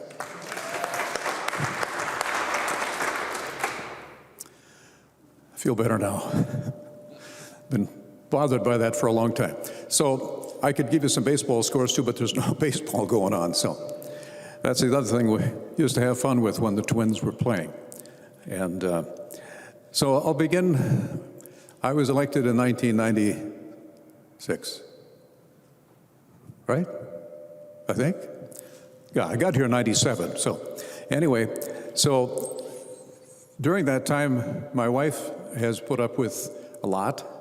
I ran actually twice before I actually got here, so it was the third try. So there were 6 years of our life where we were campaigning, pretty much continually. And so I thank her for that, and my family that helped, I guess, give me encouragement, and while others probably were gonna give up. But anyway, glad to be here in 1997. I want to say thanks to not only my wife, who we've been married 58 years, 3 kids, Tammy, Randy, and Rick. I'm not sure, but I think Rick might be watching me in California right now, Randy might be watching me in Chicago right now. I don't know, but I think so. The other thing I was going to comment is kind of a small crowd. I was expecting a full house, but I understand. So it reminds me of radio. This is what radio is all about. You may have an audience, or you may not. You never have a way of knowing for sure. So I'm going to assume a very large international almost office. I got a cousin in Norway. I don't think she knows about this. So going back to the beginning, I should mention I got 10 grandchildren. Did I say that? I got 2.5 great-grandchildren. The last of that half is coming in this fall. 2 girls and maybe a boy. We don't know yet. So I got here with expectations of nothing other than I'd won an election. And I'd met Governor Carlson at the time. He came to my radio station and we interviewed him. He was running for reelection. And I can still remember this. It was a nice, cordial interview. And he got up and he left. Wasn't gone long and he came back in. Somebody out in the car told him I was running for office. Now he's my best friend. So when I got elected, I kind of expected to see him come to my office and say, welcome. Anybody guess what happened? Have you ever had a governor come to your office and say, boy, I'm glad you're here? I think it would be a good thing. But for another time, they won't be welcoming me. I came here, my roots go all the way back to 1905. My great-grandfather served in this very building. And so I'm kind of proud of that. His name was Ole. Probably a lot of Oles from that era. My father-in-law was an Ole. And his last name was Updahl, so it's not a Nornes. If you go to the book, you'll find Updahl. It's on my mother's side. And he represented Freeborn, the Freeborn County area. So I'm very pleased to have that in my heritage. I got here after serving 32 years in the broadcast business, and I keep thinking about when I made a decision to go into some kind of a livelihood, I picked one of the worst ones there is when it comes to not only income, but security. If you talk to people in the radio business, they'll tell you it's very, very insecure. You can be here today, gone tomorrow. I was lucky to hang in there for 32 years. And I remember when Roseau got its first radio station, or its only radio station, I assume, right? Still there? Yeah. Because I was in Thief River Falls at the time. Not exactly a competitor, but it's kind of exciting when you get a new radio station that comes in the neighborhood. So I served 12 years on the school board. Did I mention that? Tell another fellow that we know. He's not the only one. And I would have stayed there longer, but I got elected to this house and I had to give up my seat on the school board. But I remember very fondly those 12 years and what a learning experience that was to prepare me to come here. And I was fortunate in all the years I've served here to always serve in some capacity in education. Early childhood, at the time we had early childhood, K-12 finance, policy, and then higher ed. I got a call one day from Steve Swigum, who, by the way, helped me get elected back in 96, 66, 96. Anyway, he got me elected. He asked me if I wanted to be chair of higher education. And I was kind of shocked. Then I thought, that's where the money is. So I'll do that. They didn't tell me it's the same pay. It's just more headaches, but it's a worthwhile deal. And I accepted that challenge.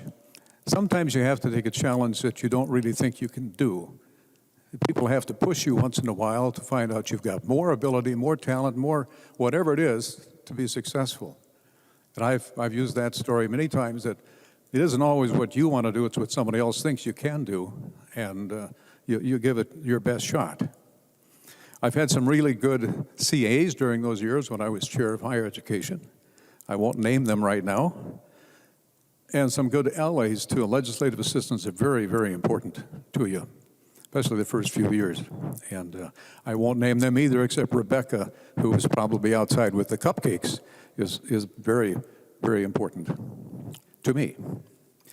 A couple other memories, just quickly. I'll name a few people that are no longer serving here. Willard Munger is one of those. Willard Munger grew up in Otter Tail County.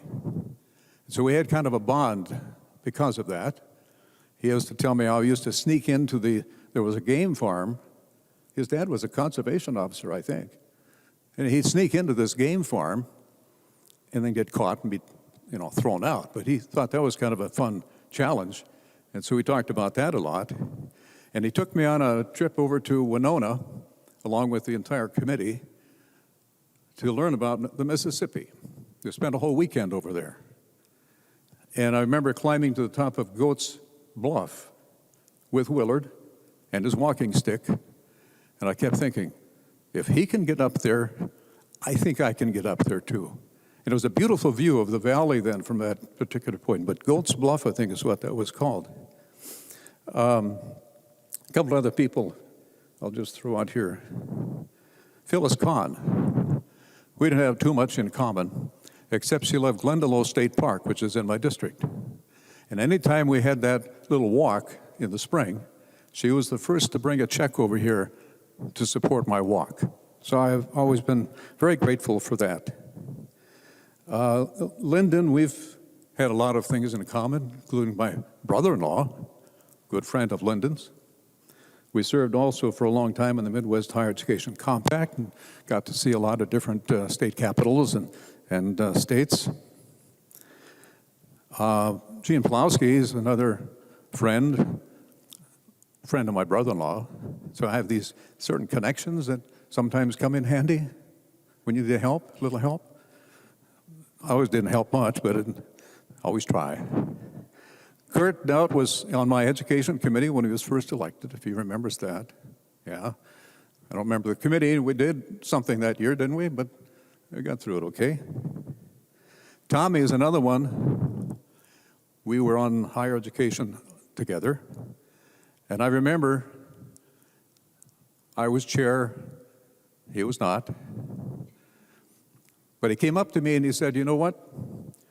I've got a provision I want to put in your bill this year, and if you include it, I'm going to retire. So guess what?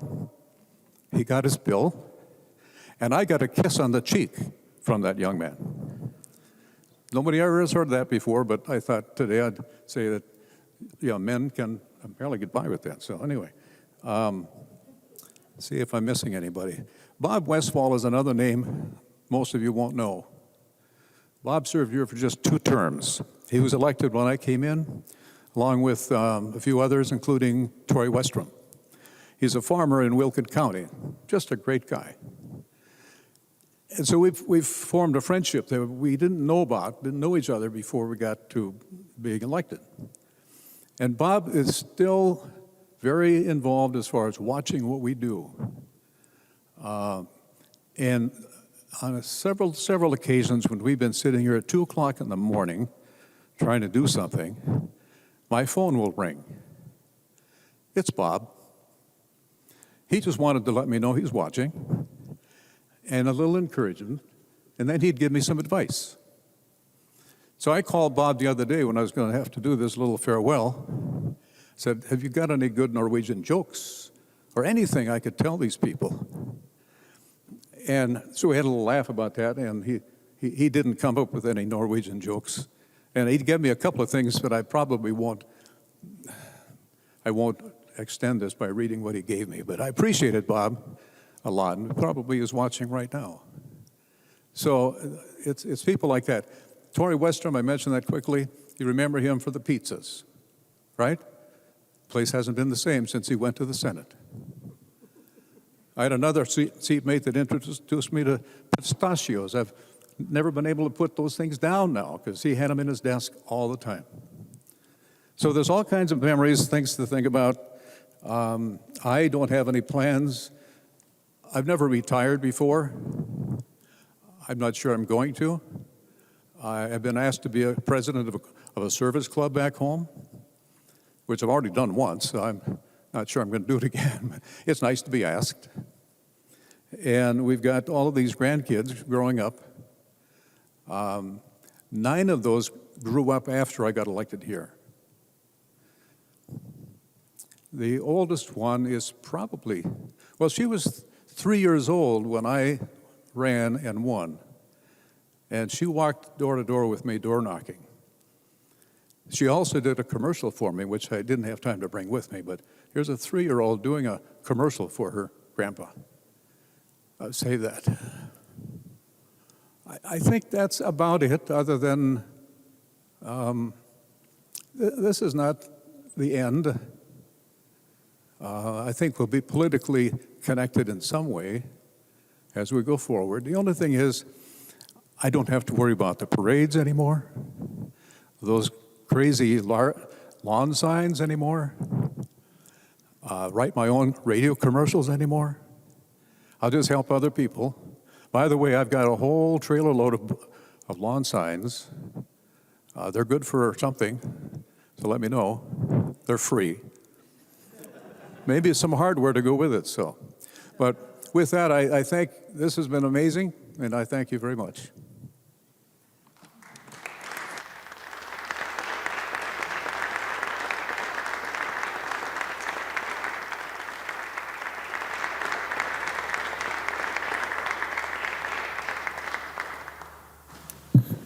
The member from Martin, Representative Gunther.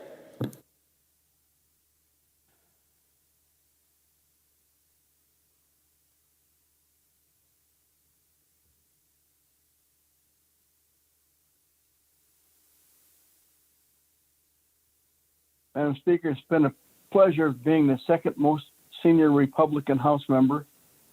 I look at all the people that are on this list. I feel very fortunate. I want to start from the beginning. Why did I run? Well, Steve Swiggums came to Fairmont and tried to talk me into it. My wife said no. My daughter said yes, so I ran. 2 against 1 wins. And there are many bosses that I have. I have 40,000 of them, and I've always tried to take care of their wishes. My district's geographically grown bigger. It's 1,872 square miles. It was much smaller when I first started. And supporting the needs of my constituents is my number one goal. What kept me in the legislature so long is friendships, such as a nutrition commission of roommates, committee members, and many others. It's been a pleasure serving with people from both sides of the aisle, and I've developed many friendships that I will cherish all my life.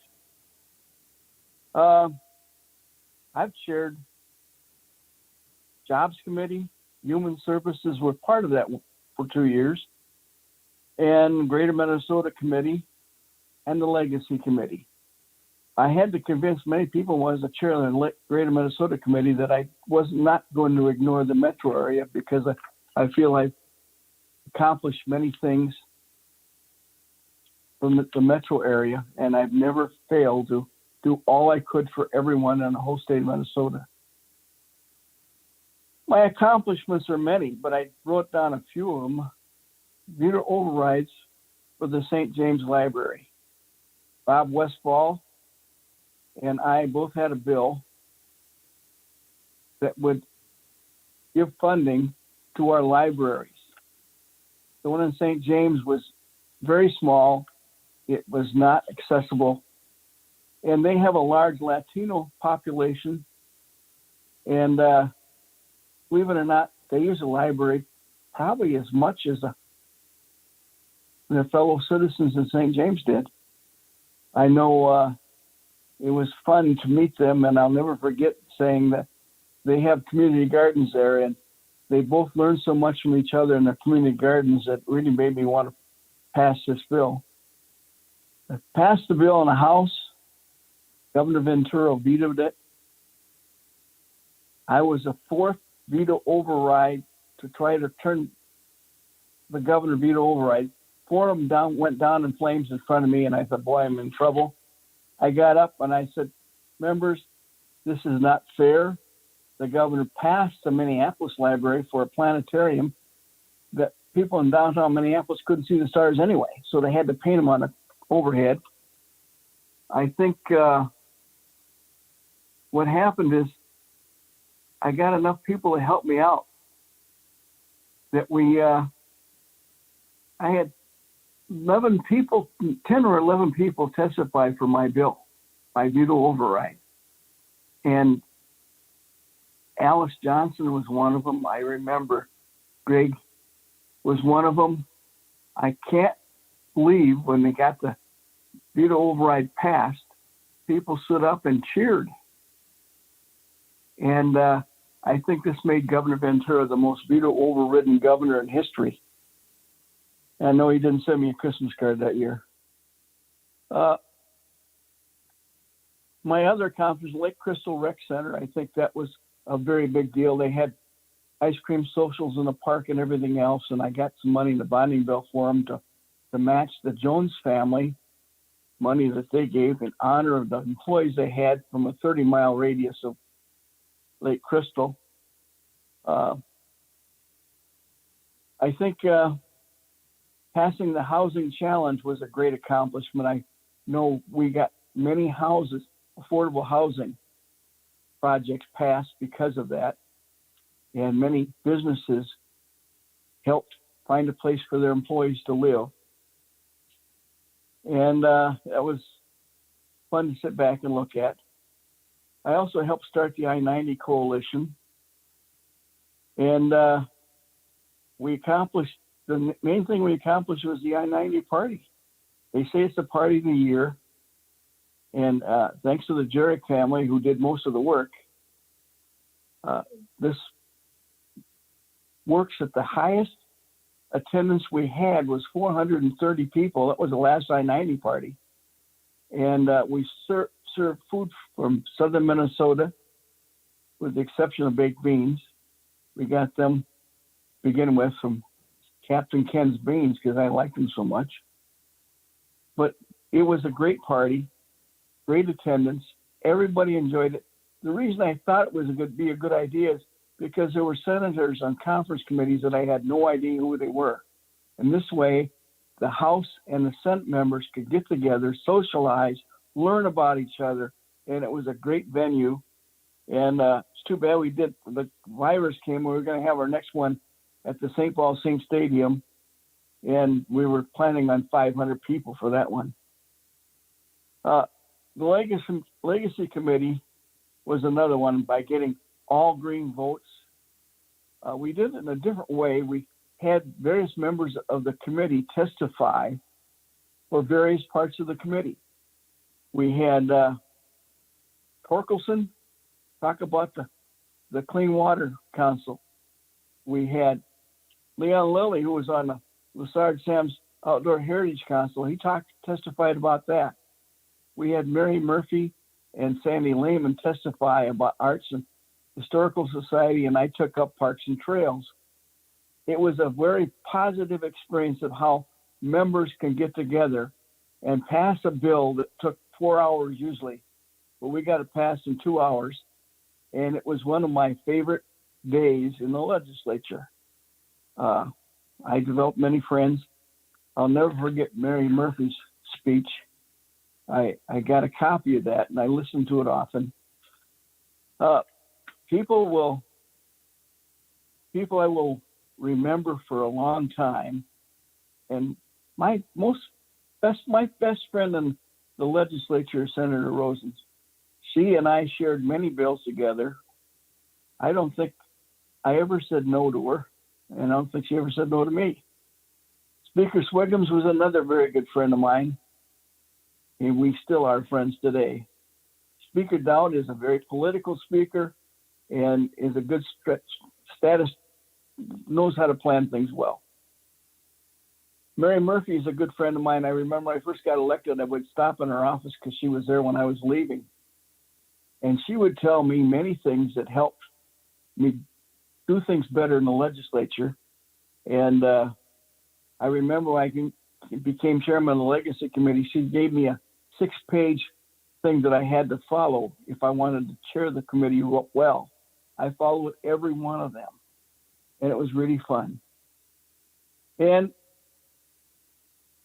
I can't help but thank all the staff I've had. I don't want to remember every one of their names, so you get totally bored. But Rebecca Mead was certainly one of them. She was my legislative assistant, and she took care of the I-90 party and many other things. Jamie Anderson was my first committee administrator. She's now a Hennepin County judge. And Crispy Brisbane was my first LA I had full time, and many others. Probably the best friends I've had is Representative Mahoney and I took turns chairing the Jobs Committee, and people often said between Representative Mahoney and myself, together we would have made the best Jobs chairman in the whole country. He was a good friend. We worked well together. We argued once in a while, but not very often. And it was fun. He was and is a good friend, and I'll plan on seeing him after I get out of here. Dean Simpson, another guy, he started another party I had with me, the Mrs. Gunther's party. And I remember cooking pork chops in his apartment. And I'm sorry, it got pretty smoky. But these are some of the memories I have. I remember very well all of the things that my father taught me. And the reason I was elected the first time and many times after that was all the nice things my father did for others. And my dad was a great mentor, and so was my father-in-law. My wife Nancy and my daughter Elizabeth are my two best friends. And with that, I'll say goodbye. I know I missed a lot of people I should have mentioned, like Allie Whitman, or my two last researchers. Many of the staff have been wonderful. And I've had a wonderful experience, one that I won't forget, and I stayed there probably too long. So with that, I'll say goodbye.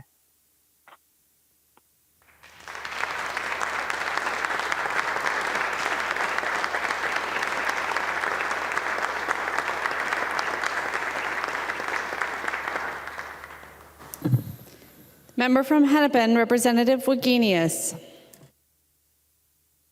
Thank you, Madam Speaker. This is different. My last words on the House floor while I'm sitting in my kitchen. Another time to say the truism. This pandemic has changed everything. So, my smart, hardworking colleagues, why didn't we see this pandemic coming? This thing that has changed everything. Why weren't we prepared? Scientists predicted a pandemic.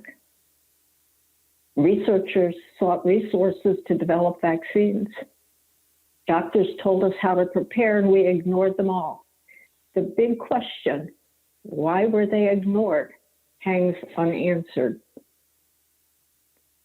But this pattern of ignoring scientists is not a one-off. Just before COVID-19 sent us home, the Environment Committee heard from Dr. Osterholm that it was only a matter of time before the chronic wasting disease jumped from deer to humans. Scientists tell us that the prion that causes CWD lasts in the environment for years and years, way more than 5 years. So when we asked in committee why fencing would only be required for 5 years to isolate an area contaminated with prions, the person in charge said it was because they had a 5-year rule. A rule? No science here. Why? Scientists tell us that our pollinators are in deep trouble. The great outdoors that we cherish, and much of our food supply depends on them. Some Minnesota pollinator species are already presumed to be extinct, including 7 of the 11 prairie butterflies that science looked for and couldn't find. Scientists tell us that the ubiquitous neonicotinoid pesticides are lethal to pollinators and to birds and fish and other creatures. But our state government has strong and impenetrable roadblocks that stop even small efforts to protect pollinators from pesticides. Why aren't we listening to the scientists? Scientists tell us that manufactured chemicals that mimic natural hormones are changing the chemistry in our bodies, making us, particularly children, vulnerable. And in some cases, those hormone disruptors are taking away natural abilities that children should have been born with. But our health department doesn't have drinking water standards for these chemicals found in our drinking water sources. The health department is not protecting our children. Think about TCE. Health does not have an air quality standard for that carcinogen.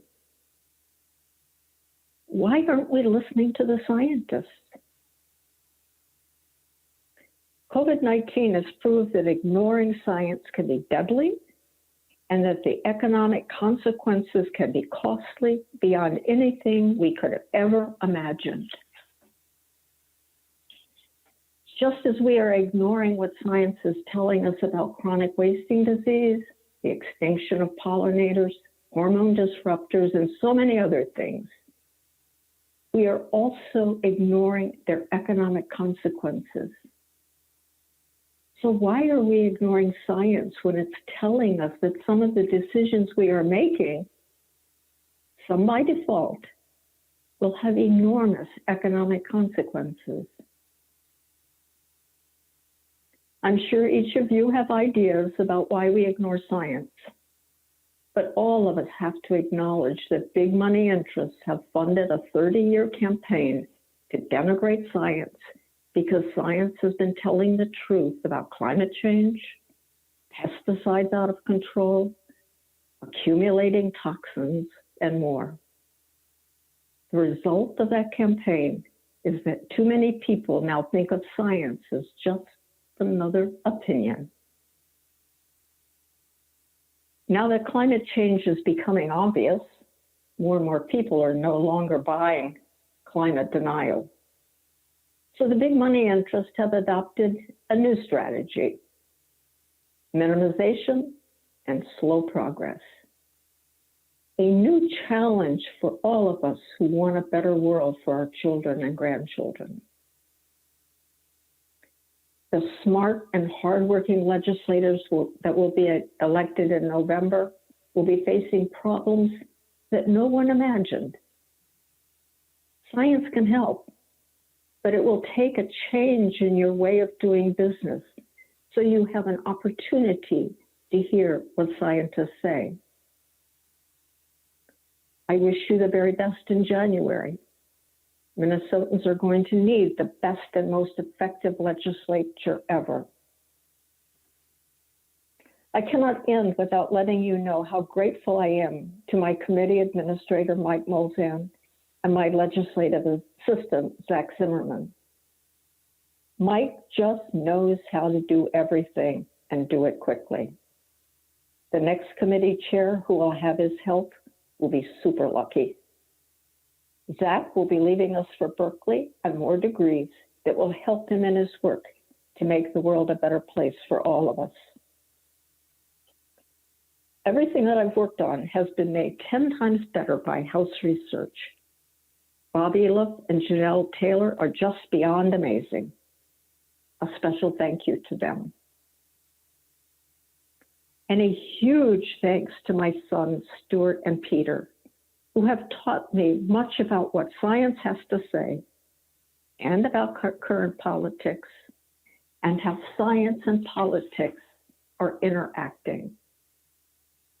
And thanks too to my husband, whose support has been as solid as a rock. Finally, thanks to the residents of 63B for giving me the privilege of representing you.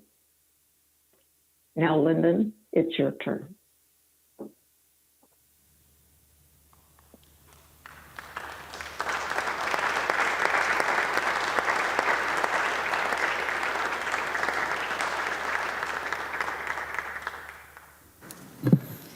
The member from Hennepin, Representative Carlson.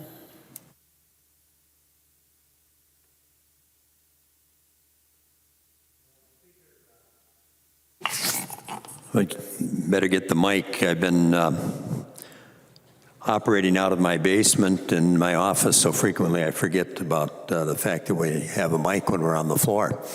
You know, I gave some thought as to how I wrap things up after serving 48 years.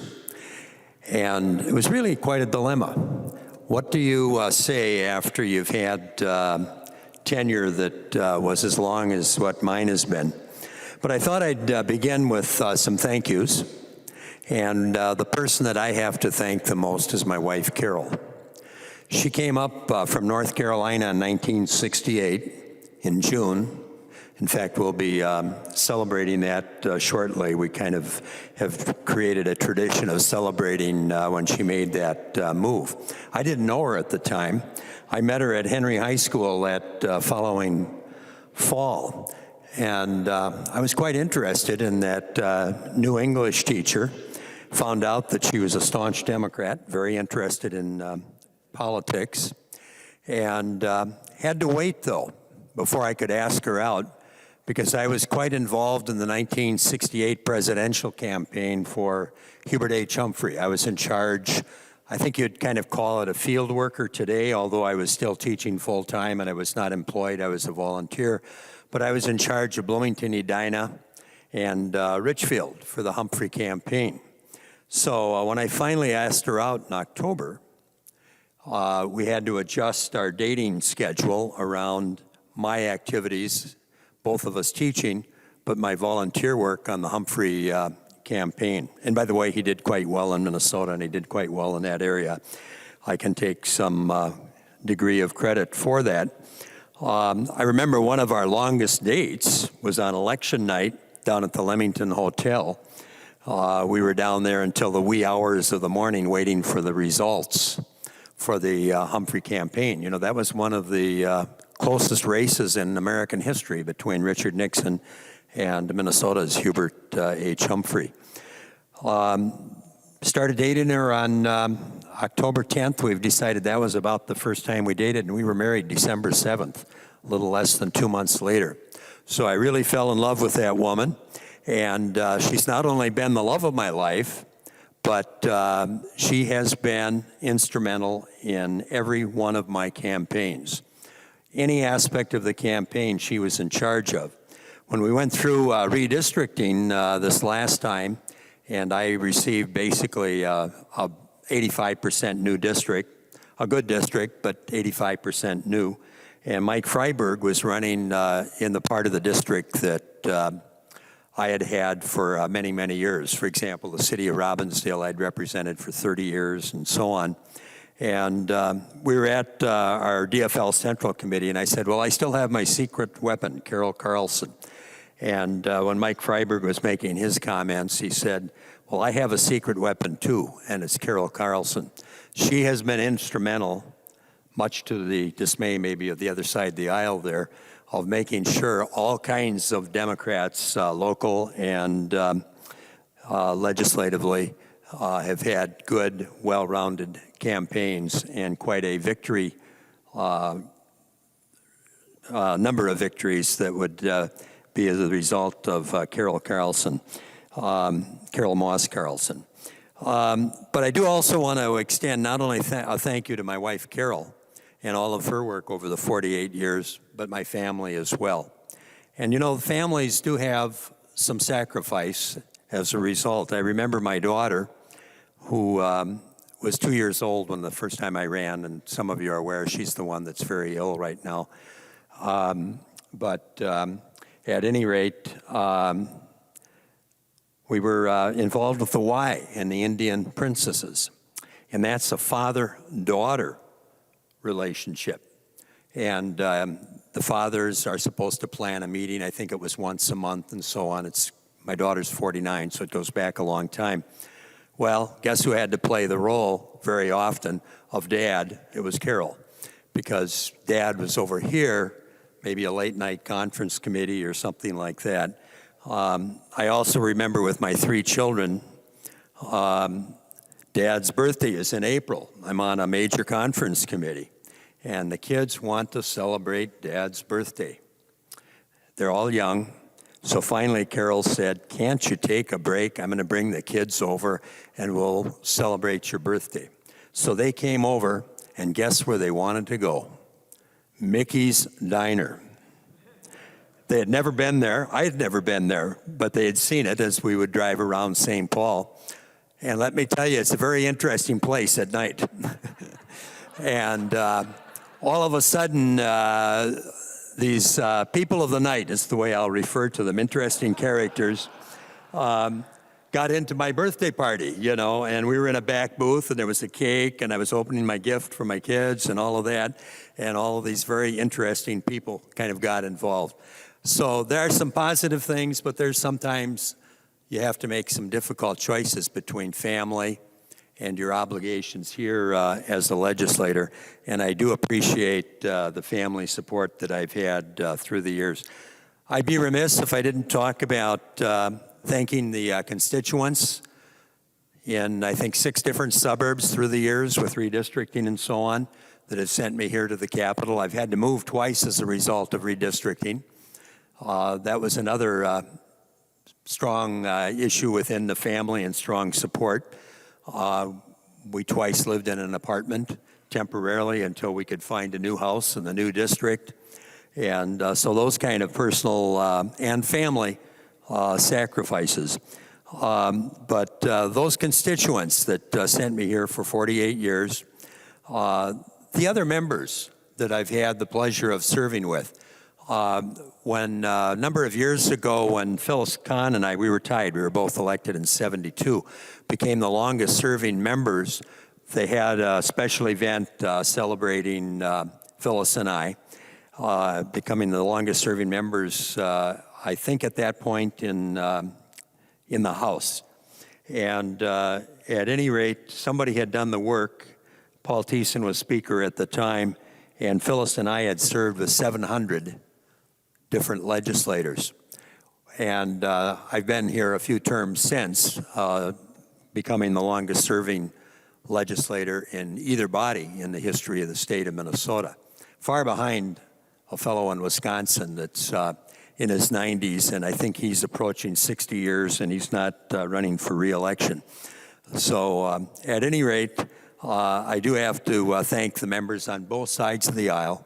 And you do form friendships, every once in a while, and I'm sure all of you hear it, they'll say, all you people do over there is argue and you bicker. They don't realize that you go over to the highway building, you have lunch together, and you become good friends. You are arguing your point of view here. That's the purpose. This is where we debate the issues of the day. And I think sometimes our constituents don't understand that that's part of the role of being a legislator, is to advocate for different positions and debate your point of view. One of the concerns I have, though, on that point, I was a teacher of government for many years, taught government for 34 years, mainly seniors. Sometimes I would have 9th grade civics, but mainly seniors over the years.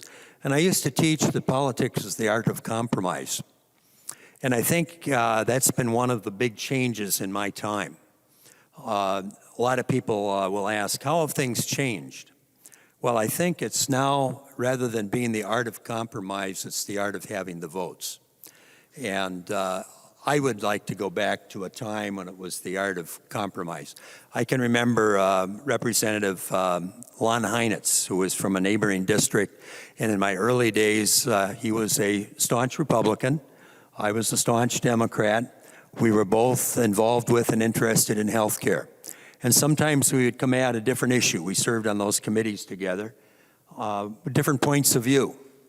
But in the end, we would often come together, and we would very often have better legislation than either of us would have developed on our own. And that's what I mean about the art of compromise. The art of compromise is not a bad thing in my view.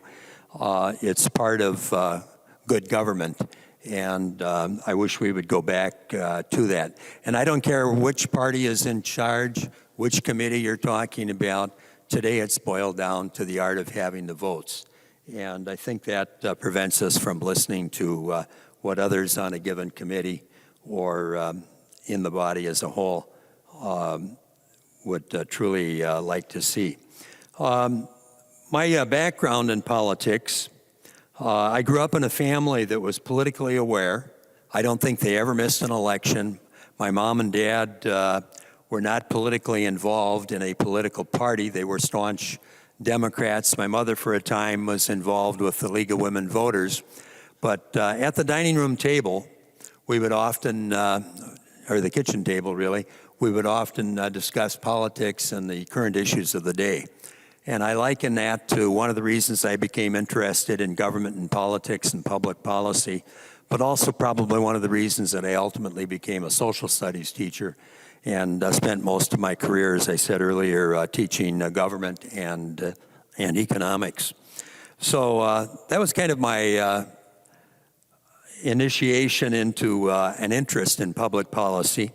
But my first direct involvement, I was taking a course at Mankato State University, now Minnesota State Mankato, and I was taking a political science course, and that was my core. And the instructor, it was 1962, had a requirement that you get involved in a political party or a campaign of your choice. And it was a minimal requirement. You were to get involved, spend about 6 hours, I think was what the goal was. And I went down in Mankato. They had a Democratic headquarters, so I went down there to do my 6 hours. And I really got into it. I ended up spending virtually all of my free time until the election once I had made that step. My next involvement in politics was also in Mankato. A fellow rapped at our door. There was a group of us that had an apartment living off campus, and he was running for the school board. So I struck up a conversation with him. I kind of liked him. And to this day, I don't know what his political background was, but I ended up pounding yard signs and dropping literature and doing a few things for his campaign. I don't think he won, though. But at any rate, that was another bit of initiation into politics. All of those things contribute to your involvement. But going back to my thank yous, I can't thank the staff for the Minnesota House of Representatives enough. The front desk here, the staff that works in nonpartisan research, the staff that works for the committees. And I've had the opportunity to work with a lot of staff people over the years. I've find them of the highest quality of professionalism, whether they're working on the other side of the aisle or on our side of the aisle or in a nonpartisan role. And I do want to say thank you to them. I do want to mention probably 3 or maybe 4 people that I worked with because of the long tenure. One was a woman named Dory Vaughn. She was with me, I forget, 22 or 24 years as my LA. And by the way, when I was first elected, you didn't have LAs. We had a steno pool, and we didn't have offices. But shortly thereafter, we did make some changes. We moved into the state office building. We eventually had private offices, and we also had our own legislative assistant. And that was a huge change. So Dory Vaughn was with me for a long time. When Dory retired in 1998, Lil Polkamp became my assistant, and she was with me for 20 years.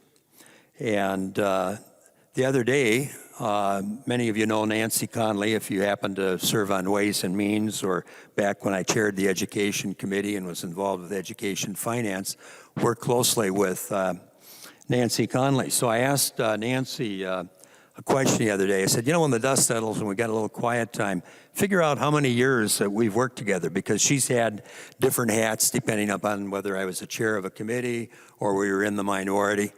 And she said, well, Lynn, it's 31 years that she had worked with me. She's been with the House a little longer than that. But those close relationships with people you work with is really something I do want to thank those people, and I can't thank them enough. And there are others. There's always, when you start mentioning people, the risk of omission.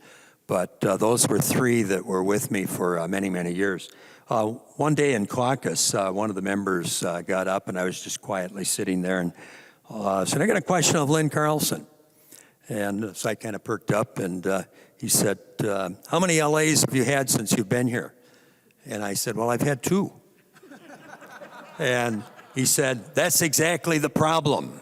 And he had had some session-only LAs and one thing and another. And some of you may on our side of the aisle know who I'm talking about. But I guess I had a bit of luck in that regard.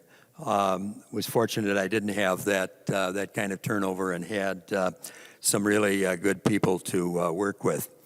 I do want to mention a little bit about my first campaign. If you asked me, Lynn, what was your winning margin by last election? And I'd probably say, I think it was 60-some%. I'm not sure exactly what the vote total was. But you know what? My first election was 51.5% and 301 votes. You remember that one better than you remember the ones in between.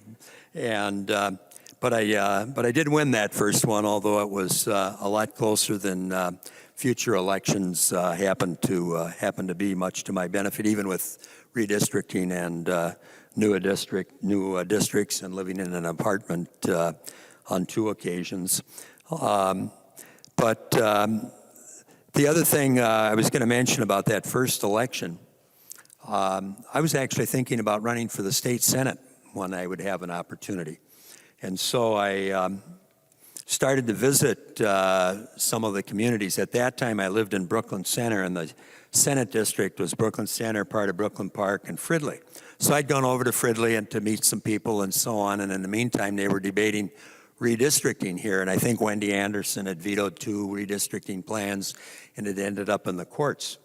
So all of a sudden, a new plan came out, and I picked up the newspaper, and it was a nice day, and my wife and I were at the picnic table, and I saw, by golly, there was an open House seat because the person that would have been the incumbent, who was from your side of the aisle, had decided to run for the state Senate. And then there was a young man that lived in this newly designed district whose father had been the mayor of Minneapolis, a United States senator, vice president of the United States, and was also back in the U.S. Senate again and had been a presidential candidate. So I thought, well, maybe that House seat looks pretty good, rather than taking on the son of the former vice president of the United States for the endorsement for the state Senate. By the way, I think he went 6 or 7 ballots for the endorsement, and I got the endorsement from my political party on the first ballot. So that worked out well. That was a good decision. And by the way, as House members, many of you have probably been solicited by the Senate to run for a Senate seat. I know we had, I think she's left now, one of our members on our side of the aisle is going to run for the Senate. Well, I had that experience as well, and I'll just tell you a short story. I was chair of a conference committee. We met on a Monday morning, and we wrapped it up. And a very good friend of mine, Bill Luther, was assistant majority leader in the Senate, and he had talked to me, Roger Moe had talked to me about running for the Senate. You know, they like to recruit a House member. And so after the meeting, Bill came up to me and he said, Lynn, have you made up your mind about running for the Senate? And he said, one thing I want you to think about. If you're in the Senate, your vote counts twice as much. Well, I had been chair of the conference committee on the House side. Bill was a member on the Senate side. And I said, Bill, are you trying to tell me that my vote didn't count at least as much as yours did here this morning, and maybe a bit more? And he said, you're running for re-election to the House, aren't you? And I said, yes, I am. And the point is that at a certain point, there isn't any real advantage to the Senate, I would say, at any point. I have always been committed to the Minnesota House of Representatives, and I like the culture here. It's a good place to work. And that wasn't the only time I've been recruited. A few years later, it was open again. My district has had 2 senators have a habit of running for Attorney General. One was successful and the other one not quite as successful. My first day in the legislature, I remember that quite well. Maybe remember some things about that first day better than I do some things about yesterday in some regard. Because you have a tendency to remember the new experience. And the first thing Patrick Murphy reminded me today when I came here, which is rather unique, we passed a bill on our very first day. It was defining a legislative day. And as you know, it's still the law today, and legislative a day is until 7 a.m. the following morning. That was the first bill. But after that, we had some controversial votes. It was the height of the Vietnam War, and one of the votes dealt with a member that had been protesting the war and had won re-election, but it had been a campaign issue, and so he was under indictment for not paying his income taxes. And thousands and thousands of people, maybe even into the millions, had done the same thing across the country. He had put the money in escrow, but the IRS doesn't care when you put it in escrow. And he hadn't been found guilty of anything, but that was one of our first votes, and there was another one that was somewhat controversial about seating. And I still remember looking around these beautiful chambers and thinking at the time, after we had a couple, 3 of those votes, and thinking, this was a nice one-time experience. Those first votes are just going to do you in, and I think everybody probably, whenever that happens, it was for me the first day, but for others it may be the first controversial vote that you have on the House floor, and sometimes you wonder if that isn't going to be the one that's going to do you in. Some of the things that I remember, not only that first day, but I had a member come up to me a couple of years ago in our caucus, and he said, I have seen everything. I have been in the majority. I've been in the minority. I've been back in the majority. He said, I've seen it all. And I said, not quite all. I said, I was here in 1979 when we were tied, 67-67. And that was quite an interesting experience. I was on the bargaining team for our caucus. We functioned just like a conference committee down in room 15. We had 5 people on the Republican side. Rod Searle headed up the Republican caucus in the negotiations. Irv Anderson headed up the Democratic caucus, and we negotiated the sharing of power. And it boiled down to the speakership. We had decided that the Republicans would have half the committees, we would have half the committees, they would be evenly divided. And Irv Anderson, not long before we were going to go into session, and by the way, we had a formal signed contract in the end, made an offer. He said to Rod Searle and the Republican caucus, we'll give you the speakership, but I want a 1-vote majority on rules and any subcommittee that is created by the Rules Committee. One of the first things that we did, and Madam Speaker, you know the importance of bill referral. The Rules Committee passed a resolution that all referrals would be handled through a special subcommittee of the Rules Committee. And I happened to be on Rules. I served in that subcommittee, and we met virtually every day and dealt with the bill referrals. There's a cartoon that I've still got the book. I think it was authored by Rod Searle, and it shows the DFL taking off with the Capitol Dome, and Rod standing at the speaker's desk, and I think Irv Anderson's name is on the tail or something like that. But that was negotiated, and actually we functioned reasonably well. considering we were tied. And I'll tell you this, you had 100% attendance at those committee meetings. And just as a personal aside, my grandfather died, and I was concerned if I would make it back from the funeral on time. And Irv was our caucus leader, and he said, Lynn, I know you're going to your grandfather's funeral this morning. We're going to go into session later in the day, but I've talked to Rod Searle, and if you're not here because of your grandfather's funeral, he will not bring up anything controversial. In other words, he wouldn't take advantage of the fact that we were down a vote. And so there was a lot of cooperation even under those circumstances. One of the things I'm quite proud of, I've mentioned my 48 years, I've never missed a legislative day. I did get back from the funeral on time, so I didn't have to hitch a ride with the highway patrol, something I didn't know until the last minute. Irv had called the highway patrol, and they were on standby close to the funeral in South Minneapolis if I needed to get back here quickly enough. But I didn't know anything about that until really after the fact, and it was something that we didn't have to do. I did come close one day.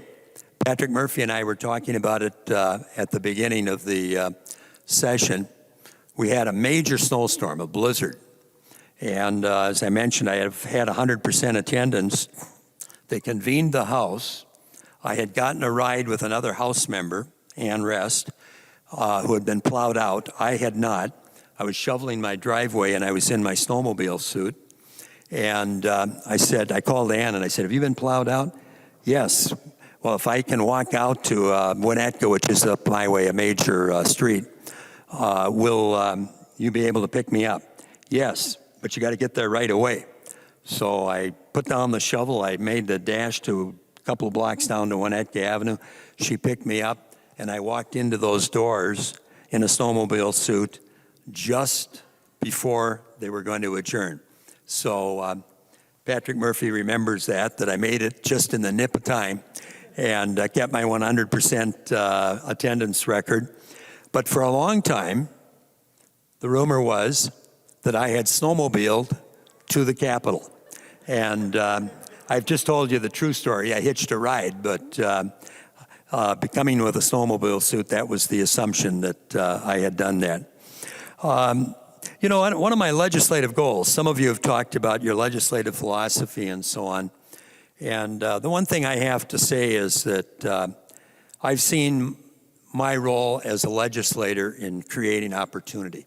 That's always been my goal, whether I was chairing the Education Committee or chairing the Finance Committee, which was very similar to Ways and Means when Margaret Anderson Kelleher was Speaker, or more currently Ways and Means. I saw my role as creating opportunity for the citizens of the state of Minnesota, especially my background in education, educational opportunity. One of the things that I'm most proud of was as a high school teacher, I would come home sometimes frustrated when I would see one of my students struggling.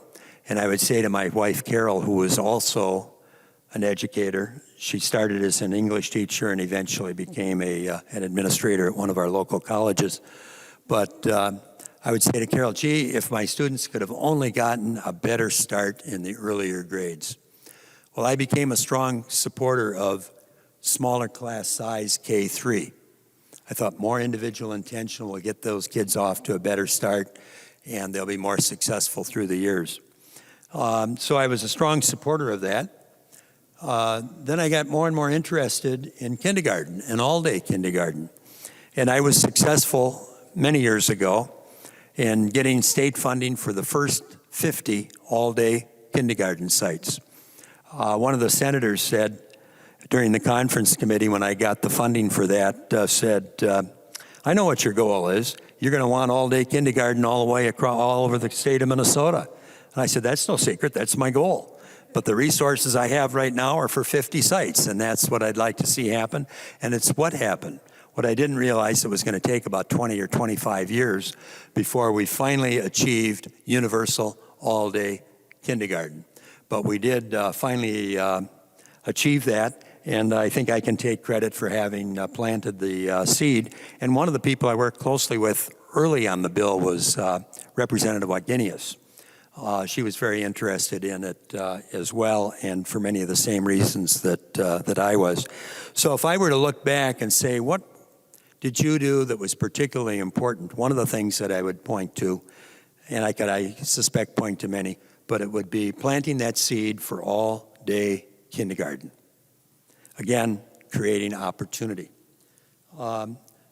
Met many times with members to help them get a bill through.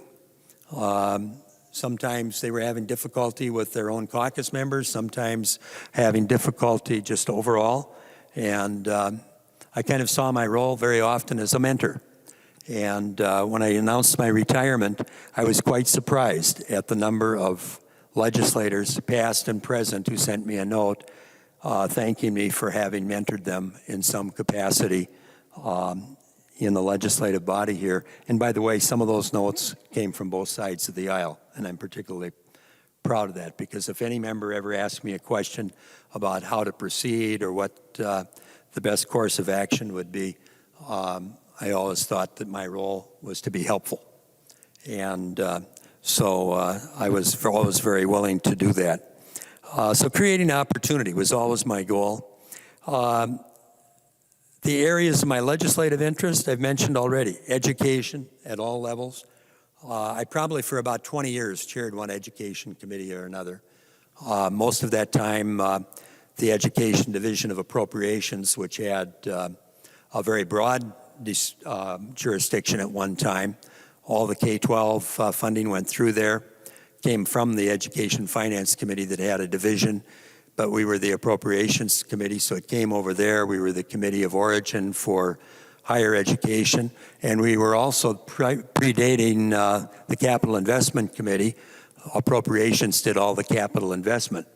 And so I would always have an article, because if I was chairing the Education Committee, dealing with, for example, K-12, the Faribault Academies and so on, and then I would have all of the college and university facilities as well. So it was a very different system, but it was a nice place to be a committee chair.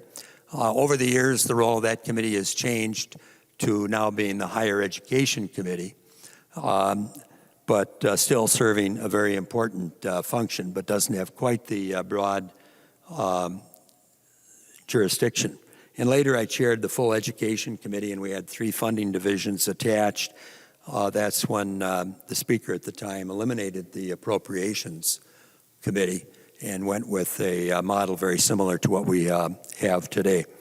My first years in the legislature, I was totally involved with healthcare and education, but I was appointed to chair a subcommittee of the Health and Human Services Committee, and it was later renamed the Model Healthcare Committee.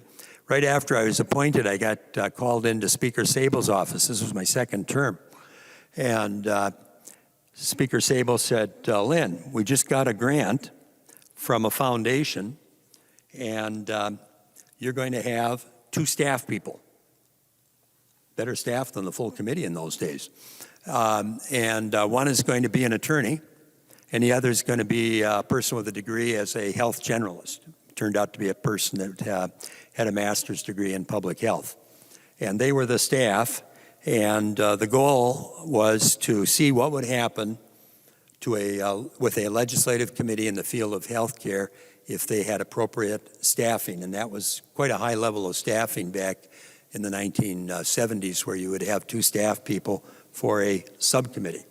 And so we did a lot of things, and I ended up, as a result of that, being on the Health and Human Services Committee, which was a committee that subcommittee that I hadn't even asked for. I asked for taxes that first term. I was told back in those days, freshman, you'll never get on taxes. I did. I got on taxes. The other 2 committees just were out of the blue.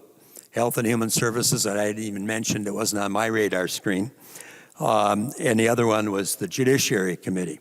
Now, I'm often full of stories, and I could probably go on even longer, but the interesting thing about the Judiciary Committee, Martin Sable, the Speaker, he announced, we're going to reform the Judiciary Committee. It had been probably going back to statehood, or at least back as far back as anybody's memory, made up of all lawyers. They had their own committee, basically. And so he was going to reform it.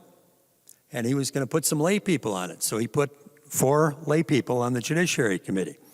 3 teachers, and the one that was not a teacher was Bob Vogel, who later becomes Speaker of the House. So there were 4 of us.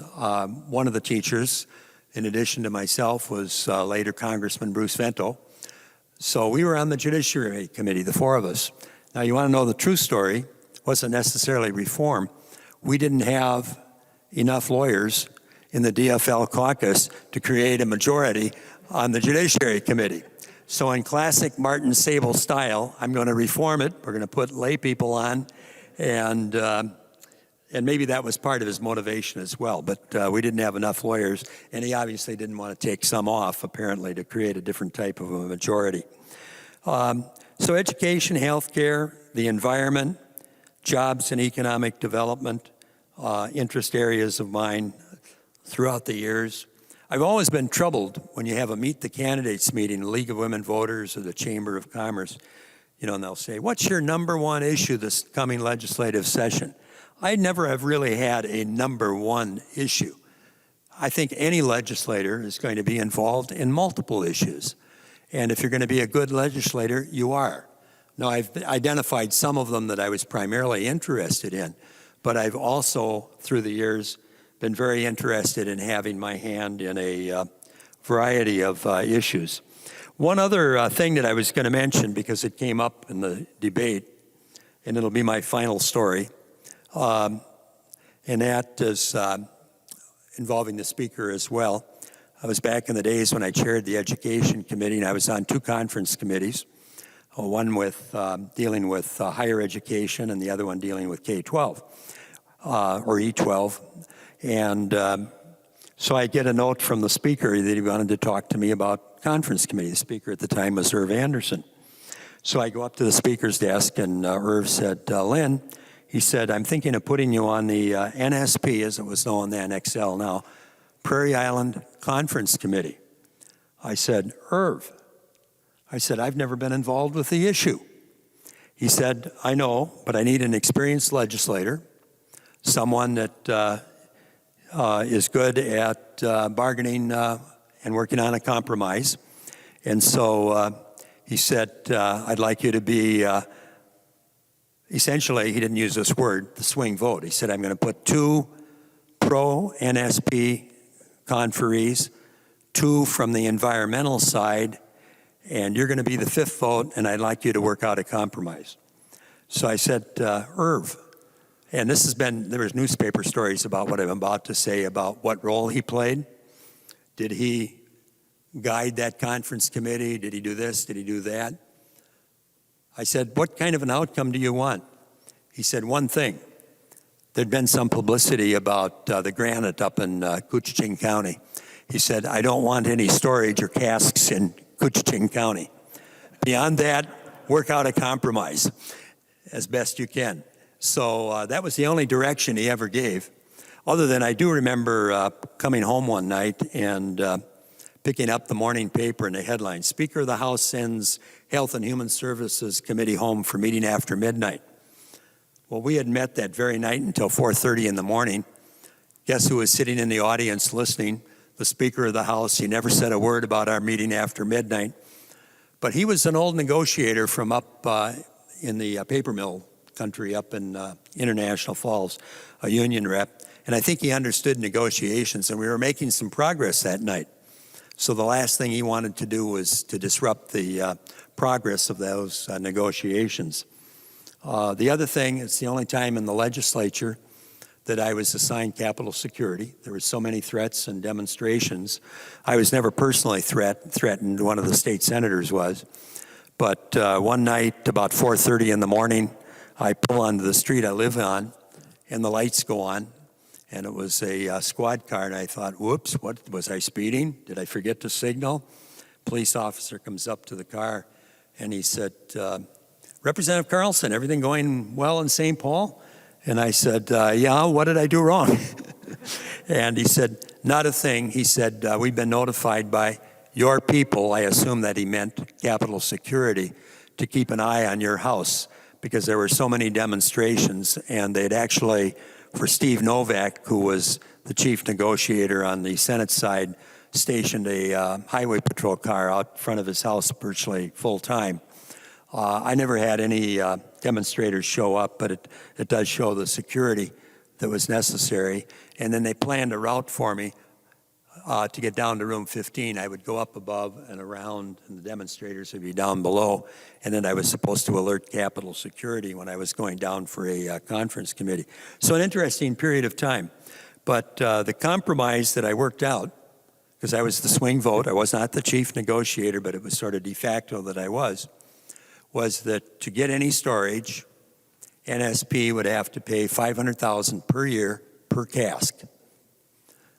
And that was to go into a special fund for the development of alternative energy. And that's another thing that I can point to directly, that when I was given the charge of working out a compromise, that I was able to work out with the Senate. And as you know, we were debating that very fund here with the Wagenius bill just the other day. It's got, I think, currently 80 or 85 million in that particular fund. Originally, it was 17 casks. Another thing that I was involved with at the time that was part of the compromise that I put forward in the end that the Senate bought into was one of the reactors produced 400 megawatts of electricity. So, or 500 megawatts. And so we required 450 megawatts of wind power and 50 megawatts of biomass. Biomass wasn't as high a priority for me as the wind energy was, but that was what planted the seed for the development, especially in Buffalo Ridge, southwestern Minnesota, of wind energy. And as the prices come down, it's become more and more competitive. So I think if I were to mention just a couple of things in my tenure, 48 years I'd point to, would be that compromise that was a surprise, spur of the moment thing by the speaker. And the other one would be the all-day kindergarten. A third one, I was the architect of much of our current financial aid program for students. That also involved a foundation. We got a grant from the Ford Foundation to look at college affordability way back when, and out of that came the student financial aid program. We had a small one before that, but it was greatly expanded. And there again, when I say that one of my goals has always been, what can I do to create opportunity, whether it's the citizens of Minnesota, the young people in Minnesota, my fellow legislators, that's always been a goal of mine. So with that, Madam Speaker, I was told that I had 24 minutes, 1 minute for each term. I don't know how long, I wasn't watching the clock. I did tell Cassandra sort of tongue-in-cheek, I said, aren't I entitled to 1 minute for each year of service? In other words, 48 minutes? That would have probably drove you all crazy. I talked to my wife, by the way, and told her that I would be making a few comments today. And she said, Lyndon, keep it short, especially if you're going to be one of the last ones. They'll be bored to death hearing from you. And I didn't listen to my number one political advisor. I guess I rambled on a bit. But I did enjoy the opportunity to say a few words at this point in time. And I have a sneaking suspicion we're going to be back on this floor sometime in the future. So this isn't the day that those of us that are retiring are totally wrapping it up. But I've always enjoyed these retirement speeches. And one compliment for the current speaker, by the way, doing it at a time when people are awake. We've done this in the middle of the night sometimes. You know, we adjourn at midnight, and then we start the retirement speeches. And some of the poor retirees are getting up at 3 a.m. in the morning and giving their speech. So at least I had a night's rest. But my one disappointment here this afternoon, I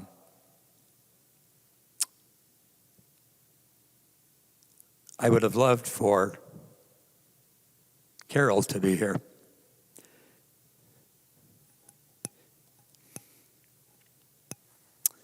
And she's doing important things in Northern Kentucky right now. So she wouldn't be able to be here. But that's my one disappointment as I wrap things up. Thank you, Madam Speaker.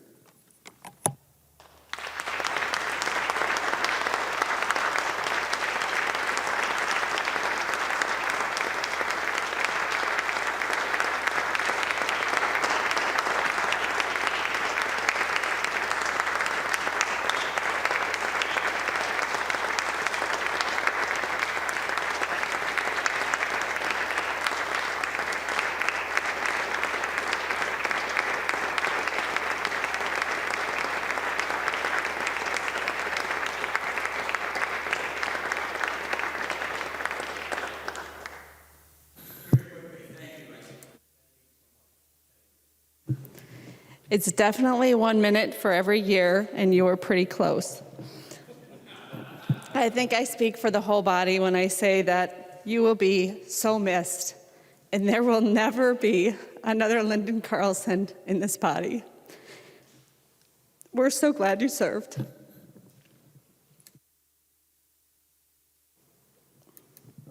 Would anybody else like to be recognized for the purpose of making a retirement speech?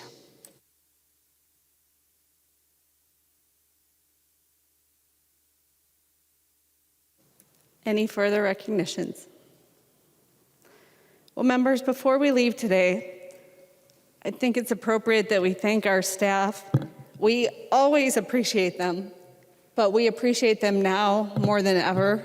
The cleaning staff have become literally our lifeline. The people who work for facilities, the facilities management division, for wiping off the surfaces and keeping this place beautiful. The nonpartisan staff, of course, the clerk's staff, we see the ones out here, but you know there's an army behind the scenes, and I don't think we thank enough the people who we can't see behind the scenes, and that includes the reviser, House Research, House Fiscal, and even Senate Counsel and Senate Fiscal, because they do help those senators come to their senses sometimes.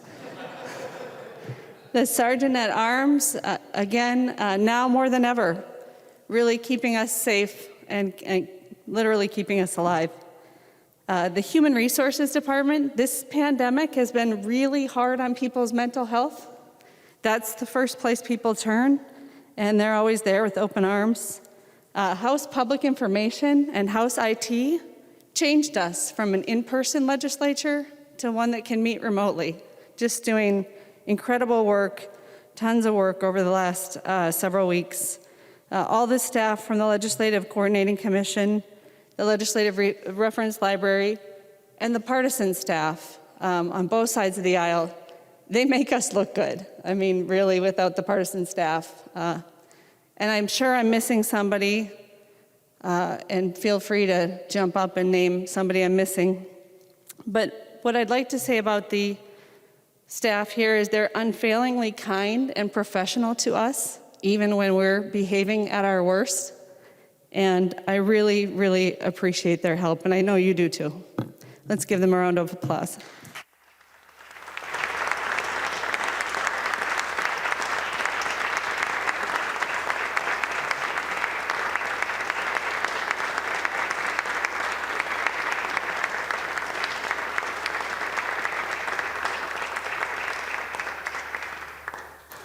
Well, members, see you later.